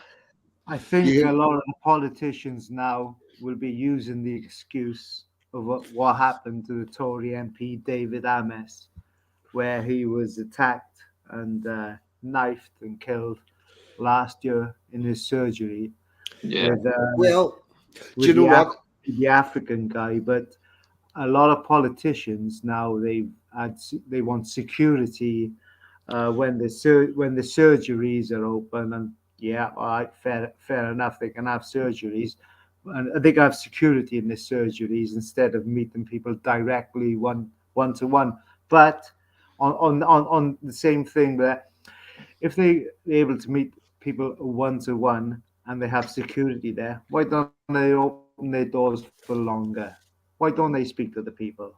We know why they ignore us, because we have the truth, and they don't want to hear the truth because they have money from other influences, and they don't want the truth. Yeah. They know what to ignore. This we see a breakdown in society. It means from the time you wake up, from the time you knock the TV on, and you see the anti-white hatred of the BBC News, to get in on a ram-packed bus full of foreigners, and there's always one holding it up by not having the money, or if you're getting on a train, you're in a ram-packed train to go into some shitty job which would be full of foreigners, and you are getting the bum deal out of everything, and everything, and you may be ill, and you try to get a doctor's appointment, you can't get one now. So you go to the hospital and then you wait for 4 hours. Everything like this now is just it's just total everything or aspects in society is falling apart. It's just degrading slowly, and we'll Yes. get used to it like boiling a frog. We'll slowly get used to it, and slowly get used to it. Now these people. Sorry, I'm trying not to swear, but I heard about Suella Braverman today, and what she's introducing is another headline. We're going to send the migrant boats back, and if she is successful in doing this, what it is the elites they always take like two steps forward and one step back, and all the time they're always creeping in over us, it need the country I'm talking about, Britain, Ireland, us, and all of Europe. We need definitely a hardcore nationalist streak. We're at the end now. We can't. We get into the point of with the numbers. For every year that passes, more numbers get introduced, more mixed race babies are born, and the nationalists, the white indigenous, are going down in the countries. So this is a fairly critical time. Anyway, yeah, eggs. Nice to see you again. Fought to yeah, cool lads. Have a chat, and then I'm just gonna chill on the outside. Well, can I just, before you say some 42, I was just wanted to directly respond to Streaky's statement there about local MPs, because since the death of David Ames, my local MP and many of the others around the area will no longer see people at their surgeries. You can only communicate with them via email, which I found out the hard way before Christmas. So I wrote to him. It was to ask about something. I won't bore you with what it was, but essentially he would not do anything. He said it's not within his power. And I wrote back very sarcastically, "No, there's a surprise." And he didn't like it one bit. He just said, "I'm sorry, but I don't understand the tone of there's a surprise." And Oh, I just gave up with my local oh, MP. Useless. oh, do you want to hear something really interesting? Yeah. What you do is you figure out now, depending on where in the United Kingdom you live, this is more expensive, more time consuming, and whatever. But if you really want to piss off your member of parliament and you really want to speak to them face to face, you figure out when they're going to be in the Houses of Parliament.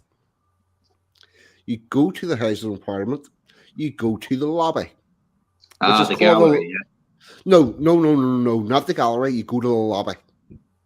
Okay. I didn't know Yeah. you could get in there. Oh, yes, you can. It's called the lobby for a reason. Oh, It's okay. a it's a place to lobby your member of parliament.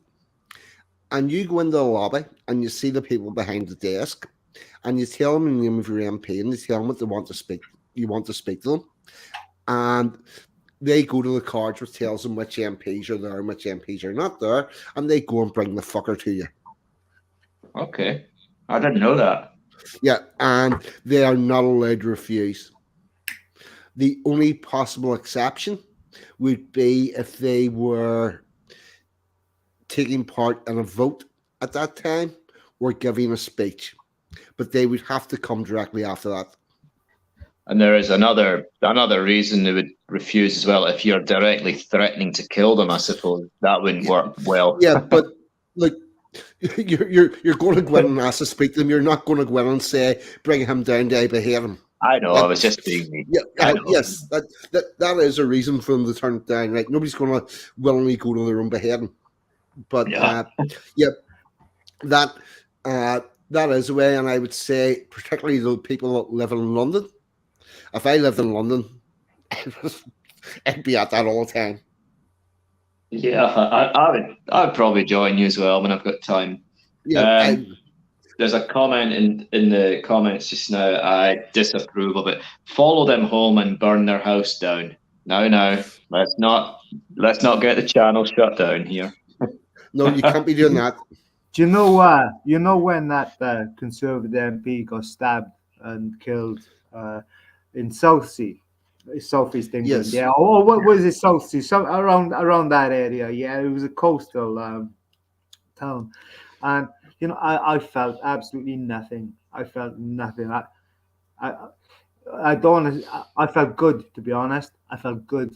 Now you were getting it. Now you've I'm trying not to swear.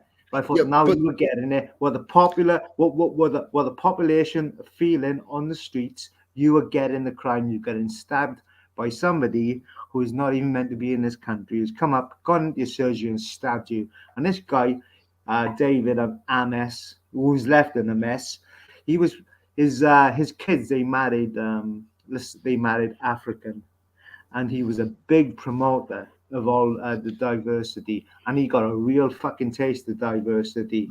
How he knew what diversity feels like. What every person has to feel like on the lower end of society has to feel, because they can't escape, they can't do the white flight, they can't get to the gated areas in the nice cities. So you like if you're in a council house, you're going to end up with some shithead from fucking Afghanistan living next door to you, some fucking psycho. And these people, right? They're not in touch with it. He felt diversity, right? And good. I'm glad. So when they were all on the phone, how terrible it was. He got stabbed. I thought, no, good, because if it weren't for him, there'd be some other poor bastard who'd be having it, some other working class guy. And yeah, you got to say on the subject, you know. yeah. Um, Did sorry. did you actually catch the guy that did him? Yeah, caught and convicted. He was the son of an ambassador. That's right. He was from a well-to-do family. The son was an ambassador from, I think his father was from Eritrea or Ethiopia, some other shit or something like that. But he'd grown up with his hatred of Islam in his head. Yeah, he picked the right guy instead of picking on a normal people on a night out having a good time and letting a bomb off in their fucking faces. He done it the right way. He picked the guy to go to. So I got know when he died, and yeah, I know everyone was people. Oh, he's a really nice guy. He's a really lovely guy. Yeah. Well, he got his taste of fucking diversity. What he's been promoting for the British people who never ever Well, did it.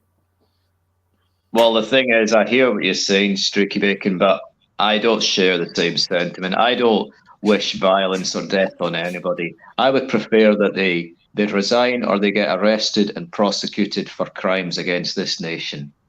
But I don't resort to wishing anyone's death. I gotta disagree with you because there's 500 odd people in the parliament who I'd like to see the same thing happen to. At the end of the day, it's just we're having our opinions. I just gave you Yeah, mine. yeah. That's all. Yeah, it's a But tricky one. you know, it's difficult. But all of them people in charge of us now, all them traitors, throughout all this COVID, these lies we've been told, constant lies, and now this shit's going about Matt Hancock saying he's had to frighten the population. Anyway, all this was 2 years ago. UK column news was saying everything now. Well, and they were banned from YouTube. UK column news was saying everything. What's coming out now? They were spot on, right? And all them traitors in Parliament, like I'll be honest, the guy thought that idea. I'd like to see them all torched, even the good ones, the ones we think of who are good, even the likes of the Leicester MP who spoke out against the COVID, all of them. This needs a massive change in this country. I just get rid of them. I don't give a. Listen, they mean nothing to me, right? The people I mean nothing to me, but the people I mean something to me is the likes of 100 or 1,000 schoolgirls raped by Muslim gangs. They mean something. So somebody gets sliced up, some conservative MP who's preaching the fucking global American empire, LGBTQ of love everybody. No chance. He means nothing to me. I'm with my culture. I'm with my people, and things are getting nasty now, right? And yeah. So that's all I got to say. Yeah. There's a problem. Part of our problem is unless you're with one of the main political parties, you ain't getting elected. It's just not going to happen. Doesn't matter how good of an independent you are. That party name that comes after yours in the ballot box, that dictates 99.9% of all election outcomes. And what we need, therefore, then, is gross change within the political parties. We need a political party that's going to actually do for us what we need done. Yeah. And I But this is honestly, the thing. They've left us with no decision who to vote for. Who can yeah, we vote for? Right? If you're gonna vote for Labour, you know you're gonna get all the socialists and you're gonna get all this LGBT shit twice, right? If you vote for Conservative, you're gonna get the same, right? They've given you a false in Britain now. Reform was like the opposition. Yet Richard Tice was well up for that Andrew Bridgen, the MP, who spoke about COVID. He was against him. Richard Tice, he's just another shill. Yeah, he's just another false opposition. There's nobody to speak up for, and you know something with patriotic alternative. They're the best. They are the best while the community driven. Hopefully to become a party. But the thing is, even if PA doesn't become a party in the next couple of years, if we can get enough people, and I mean doubling every month, then it could get to the stage of in 5 years' time, it could have 8 million people. And Yeah. and if you get that kind of community, even if they don't get recognized as a political party, they are a massive voting influence, if and You know, another they thing, kingmakers, you know, and right, put it this even way, if they even if they never become a political party, they will certainly go far with community building, and I have witnessed that firsthand. This afternoon, I went along to the Erskine protest, and PA was there liaisoning with the locals, and I myself took a shot on the bullhorn, and I certainly threw a few counterpoints, and I know I really annoyed the great unwashed. Honestly, the vitriol that was coming off of them was hilarious. It was spectacular. So if you have 8 million people, you can. If you have 8 million people, if you genuinely have 8 million people, you can elect independents yes, because you then have the because you then have the votes. Do you know what? At 8 million people, you also have. If you start with city councils or town parishes, right? Right. sorry. Sorry, 42. I've seen someone in the chat, yeah, right wing ice creamist. What Yeah. happened to David Amis was heartbreaking. Really? Oh, really? Well, fucking cry me a river. I see white kids getting fucking stabbed up and dying, and it's the media blackout every day in this country, right? And David Amis was responsible for letting loads of these bastards into this country, and he was promoting getting everybody into this country. So right wing, what kind of right wing ice creamist do you? He got toppings on his head. Sorry, 42.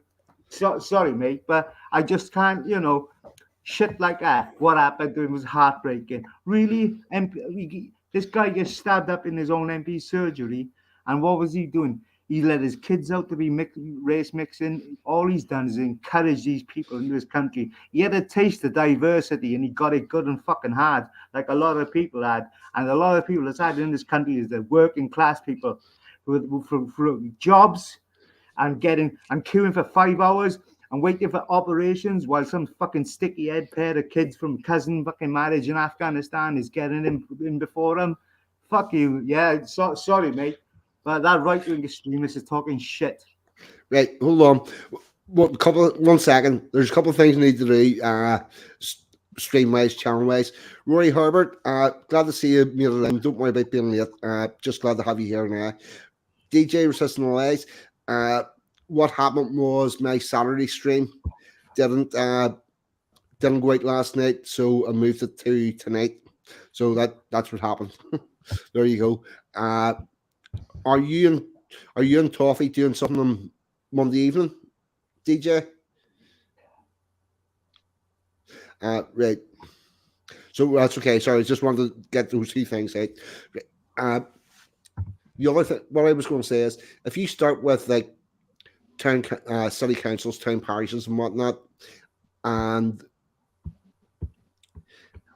you have that sort of a voting block that can elect people as independents, and all of those people are connected with this singular entity that is not a political party.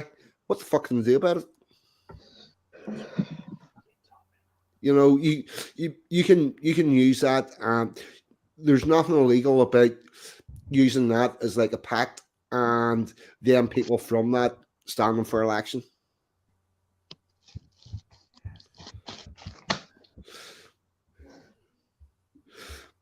Am I doing something on Monday? Don't think so. Sanson was trying to hard catch me in Toffee, but there you go. So we'll take that as a no. Right. Where else were we going? What else did we have wanted to talk about? I had a question to ask you, 42. I've probably asked you this before, but is there a PA presence in Northern Ireland? Do you know? Not that I know of. Right, because I don't know of any either. I've never heard of anything happening there. For the record, I don't know anybody in PA, and I don't know of any PA stuff going on in Northern Ireland whatsoever. Okay. Well, that's fine. I just wondered because I know that they were trying to expand into the rest four corners of the UK. Well, I have heard. I've heard a lot about PA wanting to do stuff in Ireland. Okay. Yep. Heard a hell of a lot of that. I hear Mark Collette regularly talking about Ireland. Okay. Well, they are their brothers after all. In some way, we're all. Spot on. Exactly. Spot on. We need to make a movement which encompasses all of Britain. Yeah. And right. Well. Fuck all about it's fuck all about religions, about nationality, mate. About identity and nationality, yeah. Your identity is your skin, yeah, and you're going to realize sooner or later. No, it's not. No, it's not. We'll see, mate. We'll see. Yeah, we will, but nah. This is where the problem is. PA seem very interested in Ireland. They have no interest at all whatsoever in Northern Ireland. And I don't know about that, but what I do know about PA is they're the best community movement that's ever been in the last since the BNP stopped. PA has been the most sincere movement, and it's not compromised by any kind of shekels. And we know where we're coming from with like Tommy Robinson and the EDL, which we officially known as the fucking Jewish and English Defence League since 2011 on tax returns. PA has never been affected by any kind of that money. They've got a leader in Mark Collette, he is unbelievable. The best rate. I've never seen any kind of thing Mark Collette spoke about. I've never seen nothing to disagree with. He's a top boy, and within Laura Towler, they've got an equally good, committed girl, and PA are going places. And I see a lot of people who say the marches and all PA get together, it's all a big waste of time. You can march and protest as much as what you like, and it's not going to do anything. I'll tell you something. You get in with a march and everything, and you link up with people in your community. Rather being stuck at home on a keyboard, you're meeting with people and you're realizing that when you look at TV on in the morning, it's not all against you. They're like-minded people being suppressed by the media, by everything in life. And listen, at the end of the day, it may not turn out to be nothing. PA could go bust. We could all get flooded. And we're the second-class citizens, and our grandchildren will be like basically fucking slaves in 50, 60 years, and they'll all be fucked by then, But until then, PA gives people hope. It gives people community, and I'm right getting it all the way. With the start of it, we're not going to see it now. We ain't going to see the end result in our lifetimes. But just to chip in and do a start, it means something. Here, Strictly, to be clear, I'm not saying I dislike PA. I'm not saying anything that they do is bad. What I'm saying is they're interested in Ireland, but not Northern Ireland. I don't That, know so much. The last I heard, there was a few lads in Northern Ireland who were talking about getting a PA collector there together. That's the last I heard. 42, you know. well, I haven't heard anything about that, but from what I've heard and what I've heard Mark Collette say, what I've heard Laura Tyler say, they seem quite interested in Ireland. And I don't think I've never heard Mark Collette say the word Northern Ireland. You know, there's another possibility, 42. It could be that they've tried to find people to become community organisers, No, and they've just not got anybody suitable. No, previous Maybe. to PA being a thing, I've never heard Mark Collette use the word Northern Ireland. Okay. I don't know. It's all new to me. I just wasn't. Even if he doesn't sure. use the word Northern Ireland, maybe he's classing as part of Britain anyway, right? But No, he's well- but he knows in Southern Ireland the people are feeling the same thing. We are all feeling this fucking squeeze. Religion, nationality, it goes out of it. It'll come down to the end of the day with skin, right? And it'll be the Europeans and the North, and this is the only way to go. You'll find, mate. You don't want to be. You're going to be arguing about who's the first and second class citizens, Protestants and Catholics in Ireland. You'll be arguing for the second and third class citizens, because the first class citizens will be the fucking Africans and the immigrants who will be ruling the country. It's a time to stick together. All religion and nationality problems can be sorted later on. Like now is No. get together. No, but they can't. Not as simple as that, Vicky. Without history. Strictly, Vicky, you've not. not that simple. Strictly, you've never lived in conflict, mate. No, I haven't. But Right. there's going to be more. Yeah. There's going to be worse conflict to come unless people start getting together. White people. It's what you're suggesting. What you're suggesting is similar to white people going on board with mixed race people because they're sort of like you. No, it's not. No, it's not. No, but that's what you're suggesting for Ireland. No, it's not. That's the equivalent. This is skin. This is skin. You're talking about Yeah. different things. You're talking about religion. No, I'm not. Or I'm not talking about nationality. religion. I'm Well, talking I'm talking about skin. Yeah, I'm talking talking about about- skin. And Yeah. whether you like it or not, North and West Europe, we are basically the same people.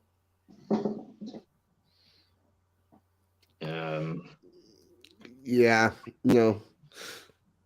I'm sorry, we're We not. keep dividing and keep purity spiraling. It'll be the end of any kind of nationalism. it's- And we it's- can claim to be the second and third class citizens while they It's- rule us. Why, It's not a matter of purity spiral. It's a matter of I do not join forces with someone who wants me genocided.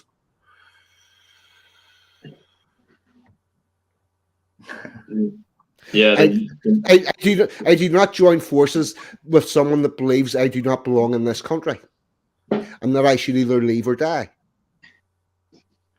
Listen, mate, we have gone far past these arguments now. You'll see in the next few years. You'll see in the next few. You need to. Tricky. The situation in Northern Ireland is completely different. I'm sure 42 knows what he's talking about. He's lived in the very centre of it all.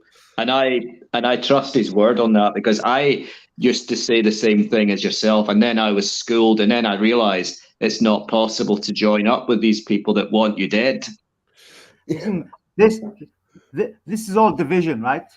Same as what's going on with Ukraine now, and divisions with the Russians and the Ukrainians. Some Catholic on one side, Orthodox on the other, but we're all white Christian men, right? And this happens now within Ireland, right? And what's going to happen is you're all going to take over, and we're going to be bitching. White people are going to be bitching between us, and then we'll be fucking taken over. And then that's it. And you can argue. Get grandkids to argue about nationality in about fucking 50 years' time, when you're all second-class citizens and having to ask what to do to the black people. Gwyneth Quillen, 42. How does the fact you've lived through conflict make you not have Yeah, good. radical Yeah. solidarity? Yeah, I do with people like me. I don't with the other side. I don't with my enemy. This is what you're understanding. You look over here and you see loads of white people and think they're all the same. Well, we're not. We don't believe the same thing, and they put big walls between our housing estates for reasons. You'll be arguing the same argument in your cells and camps. In 50 Yeah. years' time, your grandchildren will be having the arguments. Fuck you! You think people from here haven't ended up in prison camps? No, but in 50 years' time, well, the whites will be, when your country's been taken over by the EU and all that shit and all the World Economic Forum, the International Money Fund, the Yeah, Club of streaky. Rome, I very much the doubt Bilateral the EU Commission, will they're all in it, and they're gonna fucking rape Ireland.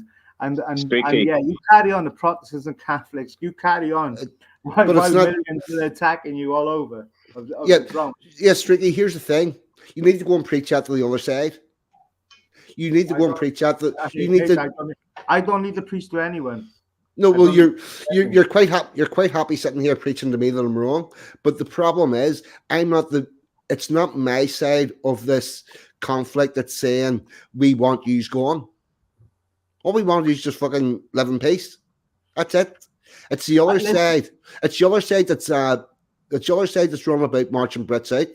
See, they need to stop that shit before we can join them. It's not that hard. It's not that hard to comprehend. They need to accept us as being here legitimately and end the aggression.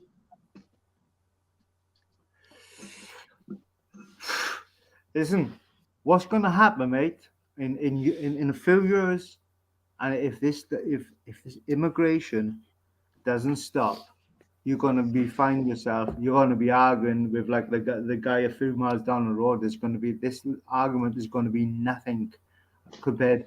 You better stick together with Southern Ireland. Yep. And you better sort your differences out. Here, because fuck you. Your country is getting it. Ireland is getting it worse than everybody now. Yeah, well, the richest country now, apparently. First off, yeah. Ireland's a different country. It's my argument isn't with people in Ireland. My argument's with people fucking 300 yards across the road that they have to put a big wall between them and us. Streaky, I tell you what, sometime you have a free weekend, come over, let me take you around Belfast. And you might. I thought it was. I honestly, mate, I'd love to. I really would. Yeah, you're welcome to stay in my flat. Good man. You're welcome to stay in the flat. Come over. We'll go down the pub. We'll have a couple of pints. I'll take you around and we'll show you around. I was working with a guy a few months ago from Northern Ireland. He lives. What's that massive lake you got? A huge fucking lake, man, in the middle of Northern Ireland. Loch Earn. I don't know the name of it. That's Loch Ness, which is the same shape on the map as the Isle of Man, because that's a bit that Finn McCool lifted out and threw at the Scottish Giant at the Giant's Causeway. That's Loch Ness. Well, one of the boys I was working with a few months ago, he's like nearly 60. He's a cladder on a building site, and he said, "I'm going back to." He left when he was 20s, man. And he's going back to Northern Ireland. His mother died. He says, I've made my money. He lived in Gloucester. And he said, I'm going back. And he said, there's my number. He said, you ever get across him? Get across. He said, I'm going back in a few weeks. He said, there's my number. Like, he said, give me a shout. You live by the lake and and I thought, it's beautiful. I want to see the Giant's Causeway. There's so much in Northern Ireland. I've been to Southern Ireland a couple of times when I was younger. And Dublin's a fucking shithole. But like, yeah. Northern Ireland, definitely, mate. Yep. And if you could explain to me about the troubles and stuff, but also I want to know from an Irish point of view, and which I have. I've worked with loads of Irish, Southern Irish, and I know their point of view about the troubles. But what I'm saying, mate, is like, for me, as I understand things, right, religion, nationality is going to go right out of the window now, because you will see this people birds of a feather stick together, right? Yeah. And when it comes down to it, that when these bastards that are being imported and flooding all of the country, and the same in Right. Britain, Let, the white flag going to stick together. let me take you for a wee trip around Belfast and have a look at the way Belfast is, and then see if you still think that there's going to be some kumbaya meeting where everybody's just going to go. Kumbaya meeting. You know, because so I don't know we're not taking down walls that divide the communities over here. We're putting them up. All right, listen, mate. I'll move on from this subject, because I'm a bit. It's something we can agree on, So I'm gonna move on. Streaky, sometime if you get a free weekend, preferably during the summer. Mate, I'd fucking love to. Honestly, Mac, I'd love to. I'll tell you what. See if you happen to be free over July for like the 12th and 13th of July. I'll take you around and let you see the bonfires and all. Oh, cool. Do you know what, mate? Right? Do you know what? Yeah. Listen, I'd love to do that, mate. Definitely. Mm-hmm. All right, thank you, friend. Thank you. Yeah, you're welcome anytime, and we're going to move on to a different sort of conversation because we need to draw a line on this. Cool. That wasn't me burping, by the way. That was me. As Exile Viking, he's as fucking windier as a fucking I'm Scottish very storm. burpy. I had a few beers. Raymond Piper says this stream is the temperature of the UK has at the moment. Boiling planet. Boiling point. Oh fuck. Are you all drinking a bit of 7-Up tonight? Liverpool beat United 7-0. I've seen that. I had money on Man United to win and Rashford to score 42. I lost some money tonight. Oh, yeah, I'm a Liverpool fan. I was quite pleased with that whole result. Yeah, I bet, mate. Yeah, I lost a few quid on our results tonight, but it's funny because, like, we see with nationalism now, and football is bread and circuses to take our minds off what's going on, and I've become disgusted with football when they were taking the knee 2 years ago when they started, and all the COVID, empty stadiums, and these bastards were all on their knees. And for me, that killed it for me. Like, the only reason now I take interest in football is I like a little bet on the football. Like, I always lose, but I like a little bet. Like, I'll tell you a football team that has not taken the knee. Green and White Army, Northern Ireland's national team, has not took the knee to any of that yet.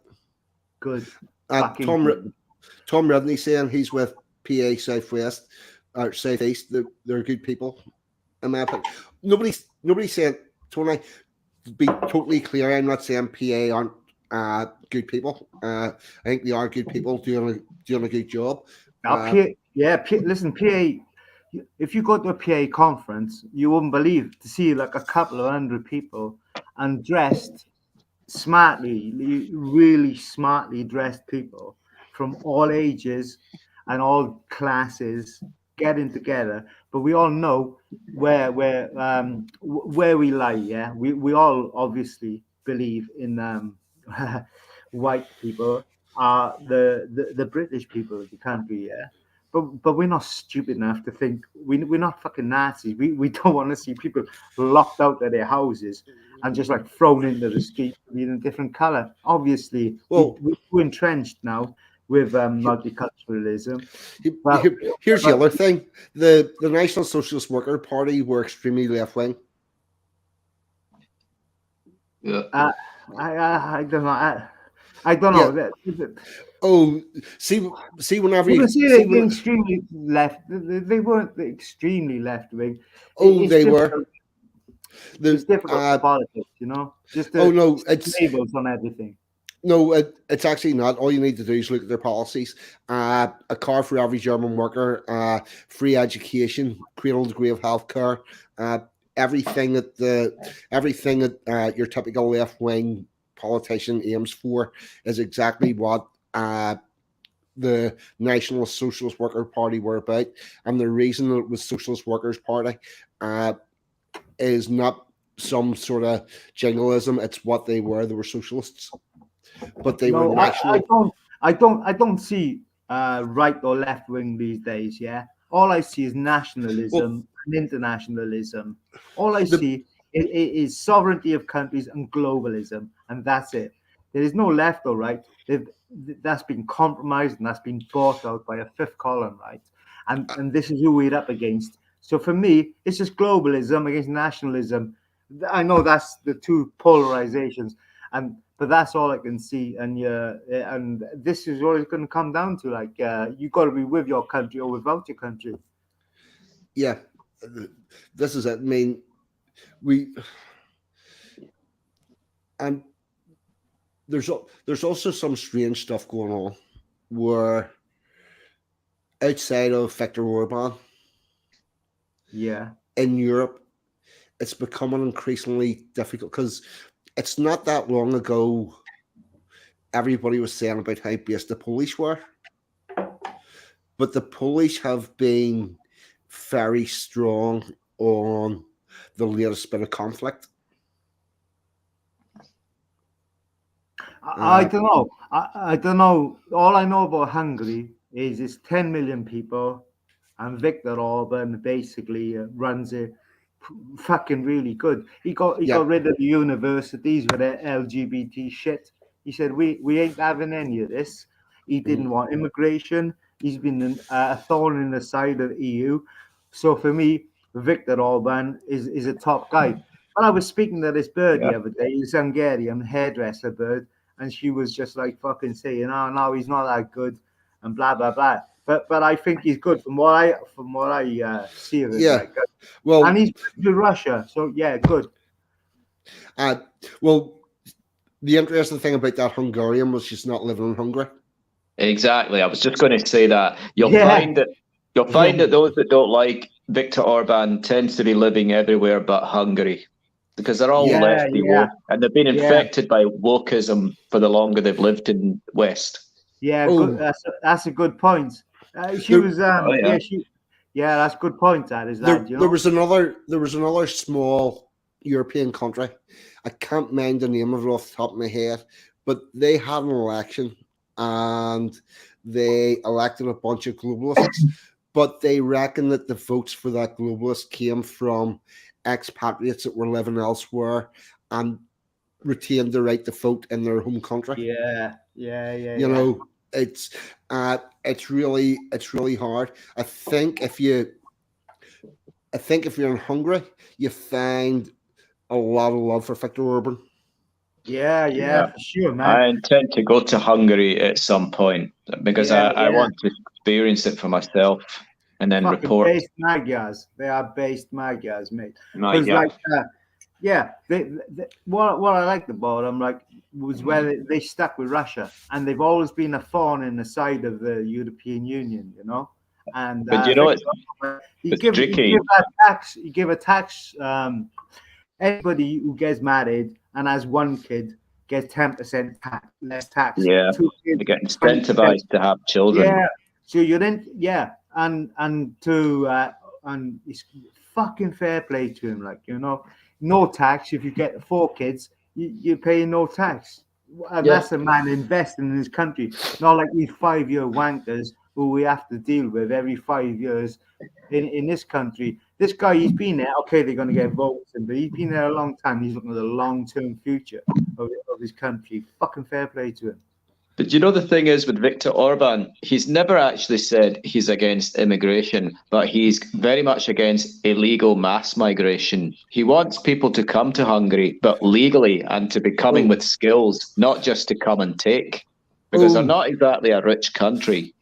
Actually, No. I know they're a poor country, man. but Poor they're as poorer in than European standards. Yeah. They're not the best. I know from another stream of someone who was attempting to go from America to Hungary, and they had to show that they had lineage from Hungary, and they were also busy learning how to speak Hungarian because you had to have a level of Hungarian language before you could go. Yeah, you wouldn't get citizenship otherwise, because Yep. I knew an English guy during about 10 years ago. He moved to Budapest, and he said the first thing he was advised was to start learning the language. It took him 2.5 years, but he said it's really a challenge, and unless you're using it every day, you will not be able to get fluent. And if you want to become a citizen there, you have to set an exam, and you have to show a proficiency in Hungarian and know enough about the culture and show that Good. you're willing to assimilate. Yeah, good. That's the way it should be.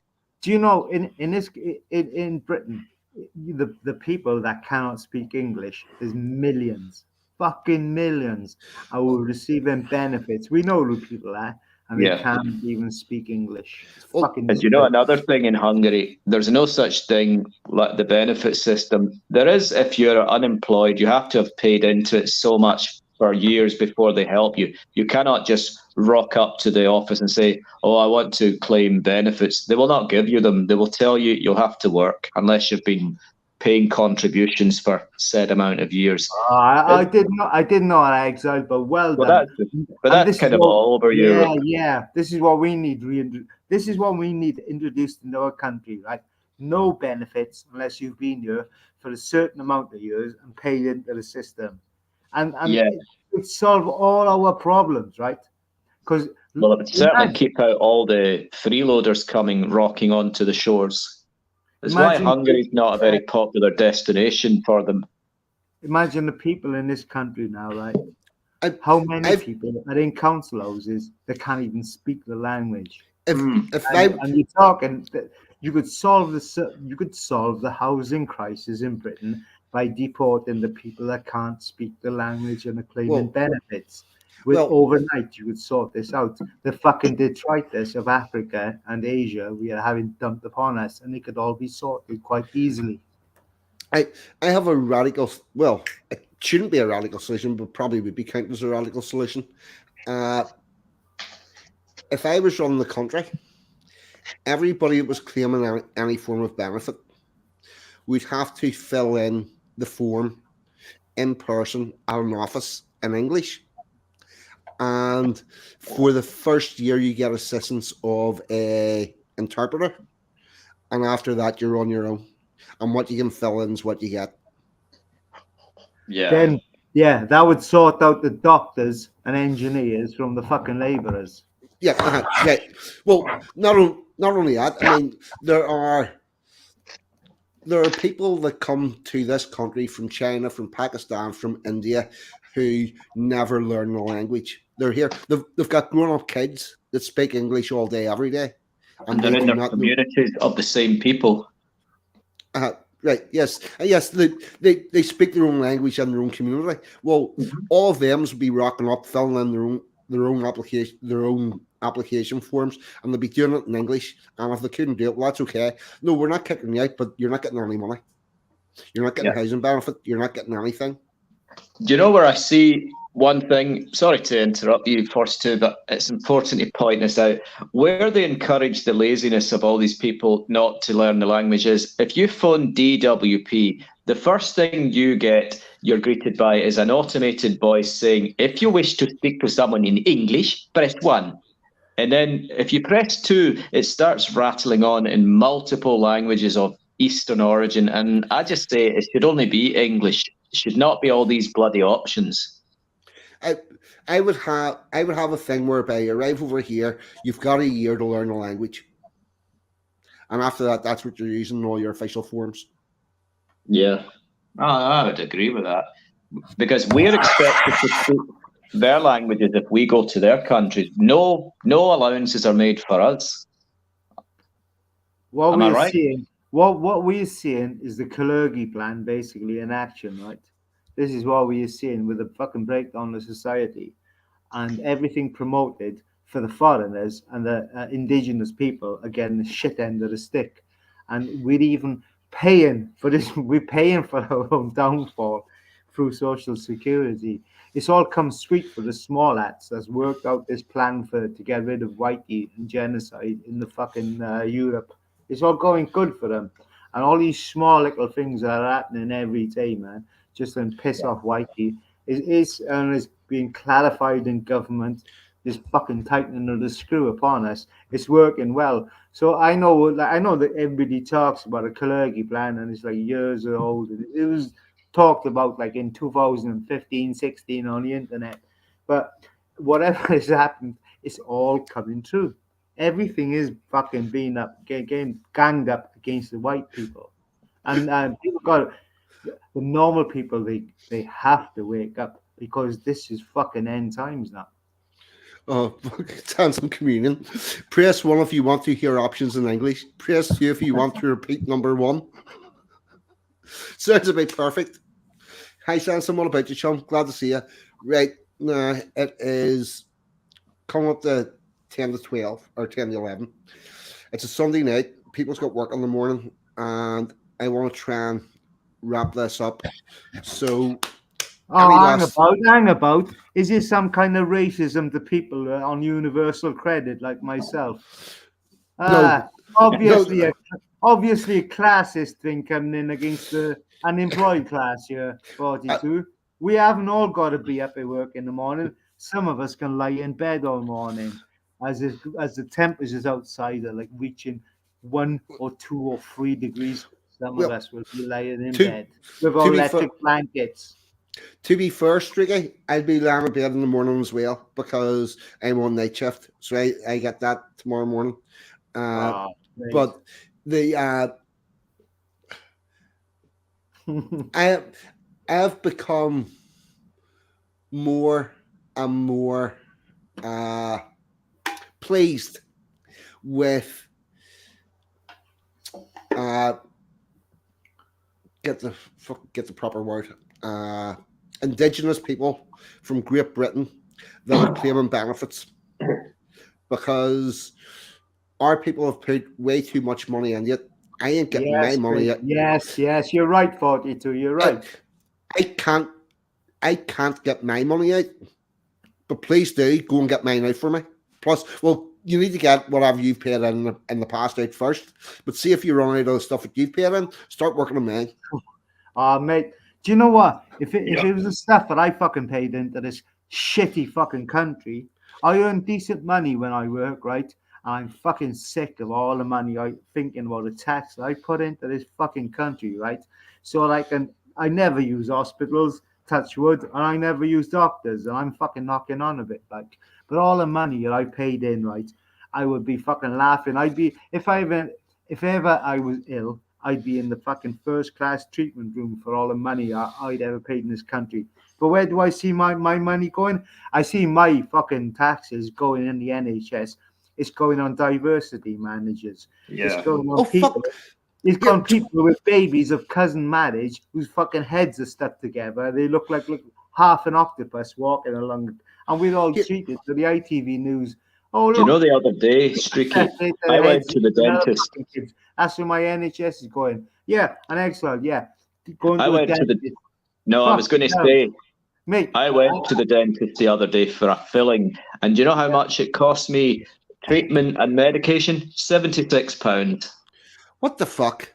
Yeah, it's gone all private now. It used to be an NHS, but then at the beginning of the year, they announced that they were going private. But I knew that already months before. Here, Striggy, I tell you better than that. Do you want your money's going on the NHS? Send the men for a fucking cervical smear. Send the men for... Yeah, They don't even have fannies. Yes, that doesn't mean you can't get an appointment for a cervical smear. You go stop the planet. I want off. Yeah, I shit you not. Stop the planet. I want to get off, man. They were teaching nurses that there may be problems for men giving birth through a penis.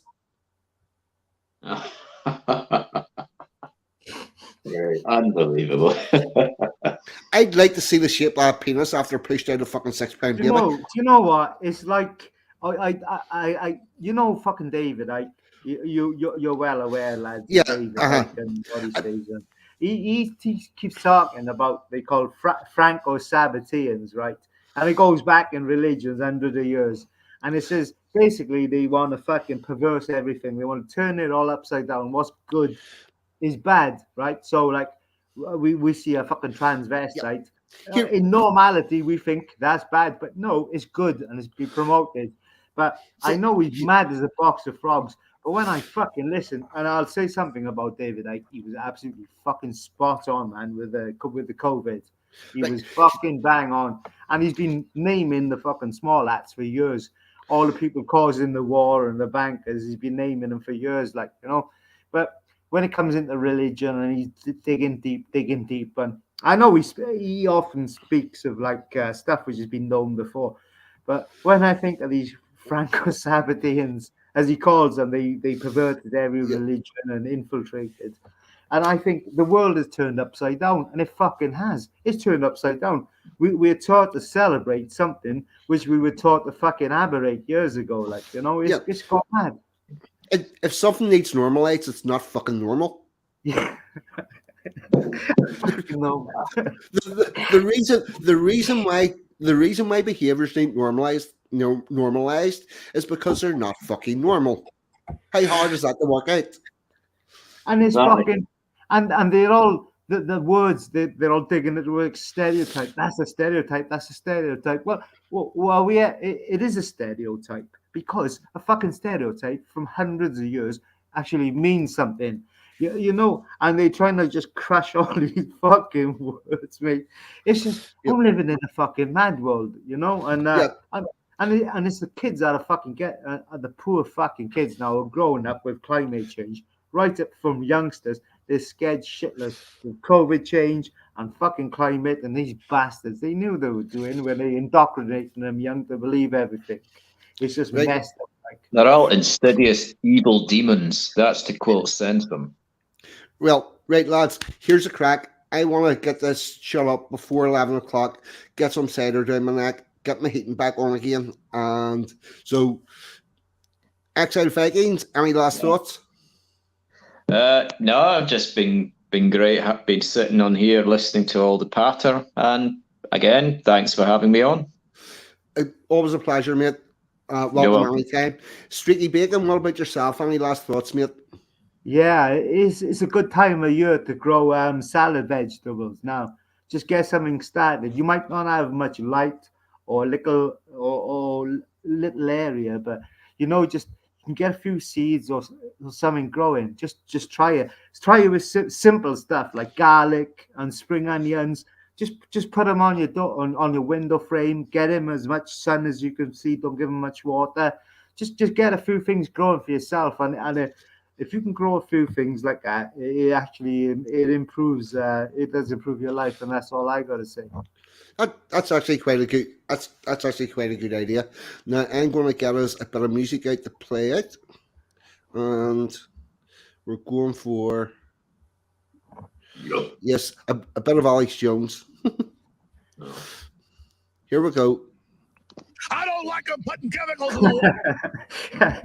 Go on, Alex. Alex is my hero. Serious crap. Gay. Frogs, friggin' frogs. It's not funny. I'm gonna say it real slow for you. Gay. Frogs.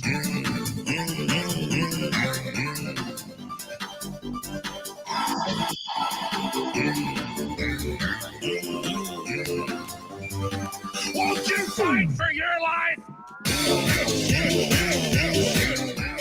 Gay. Frogs, friggin' frogs. I don't like a frog. Gay. Friggin' frogs. Frogs.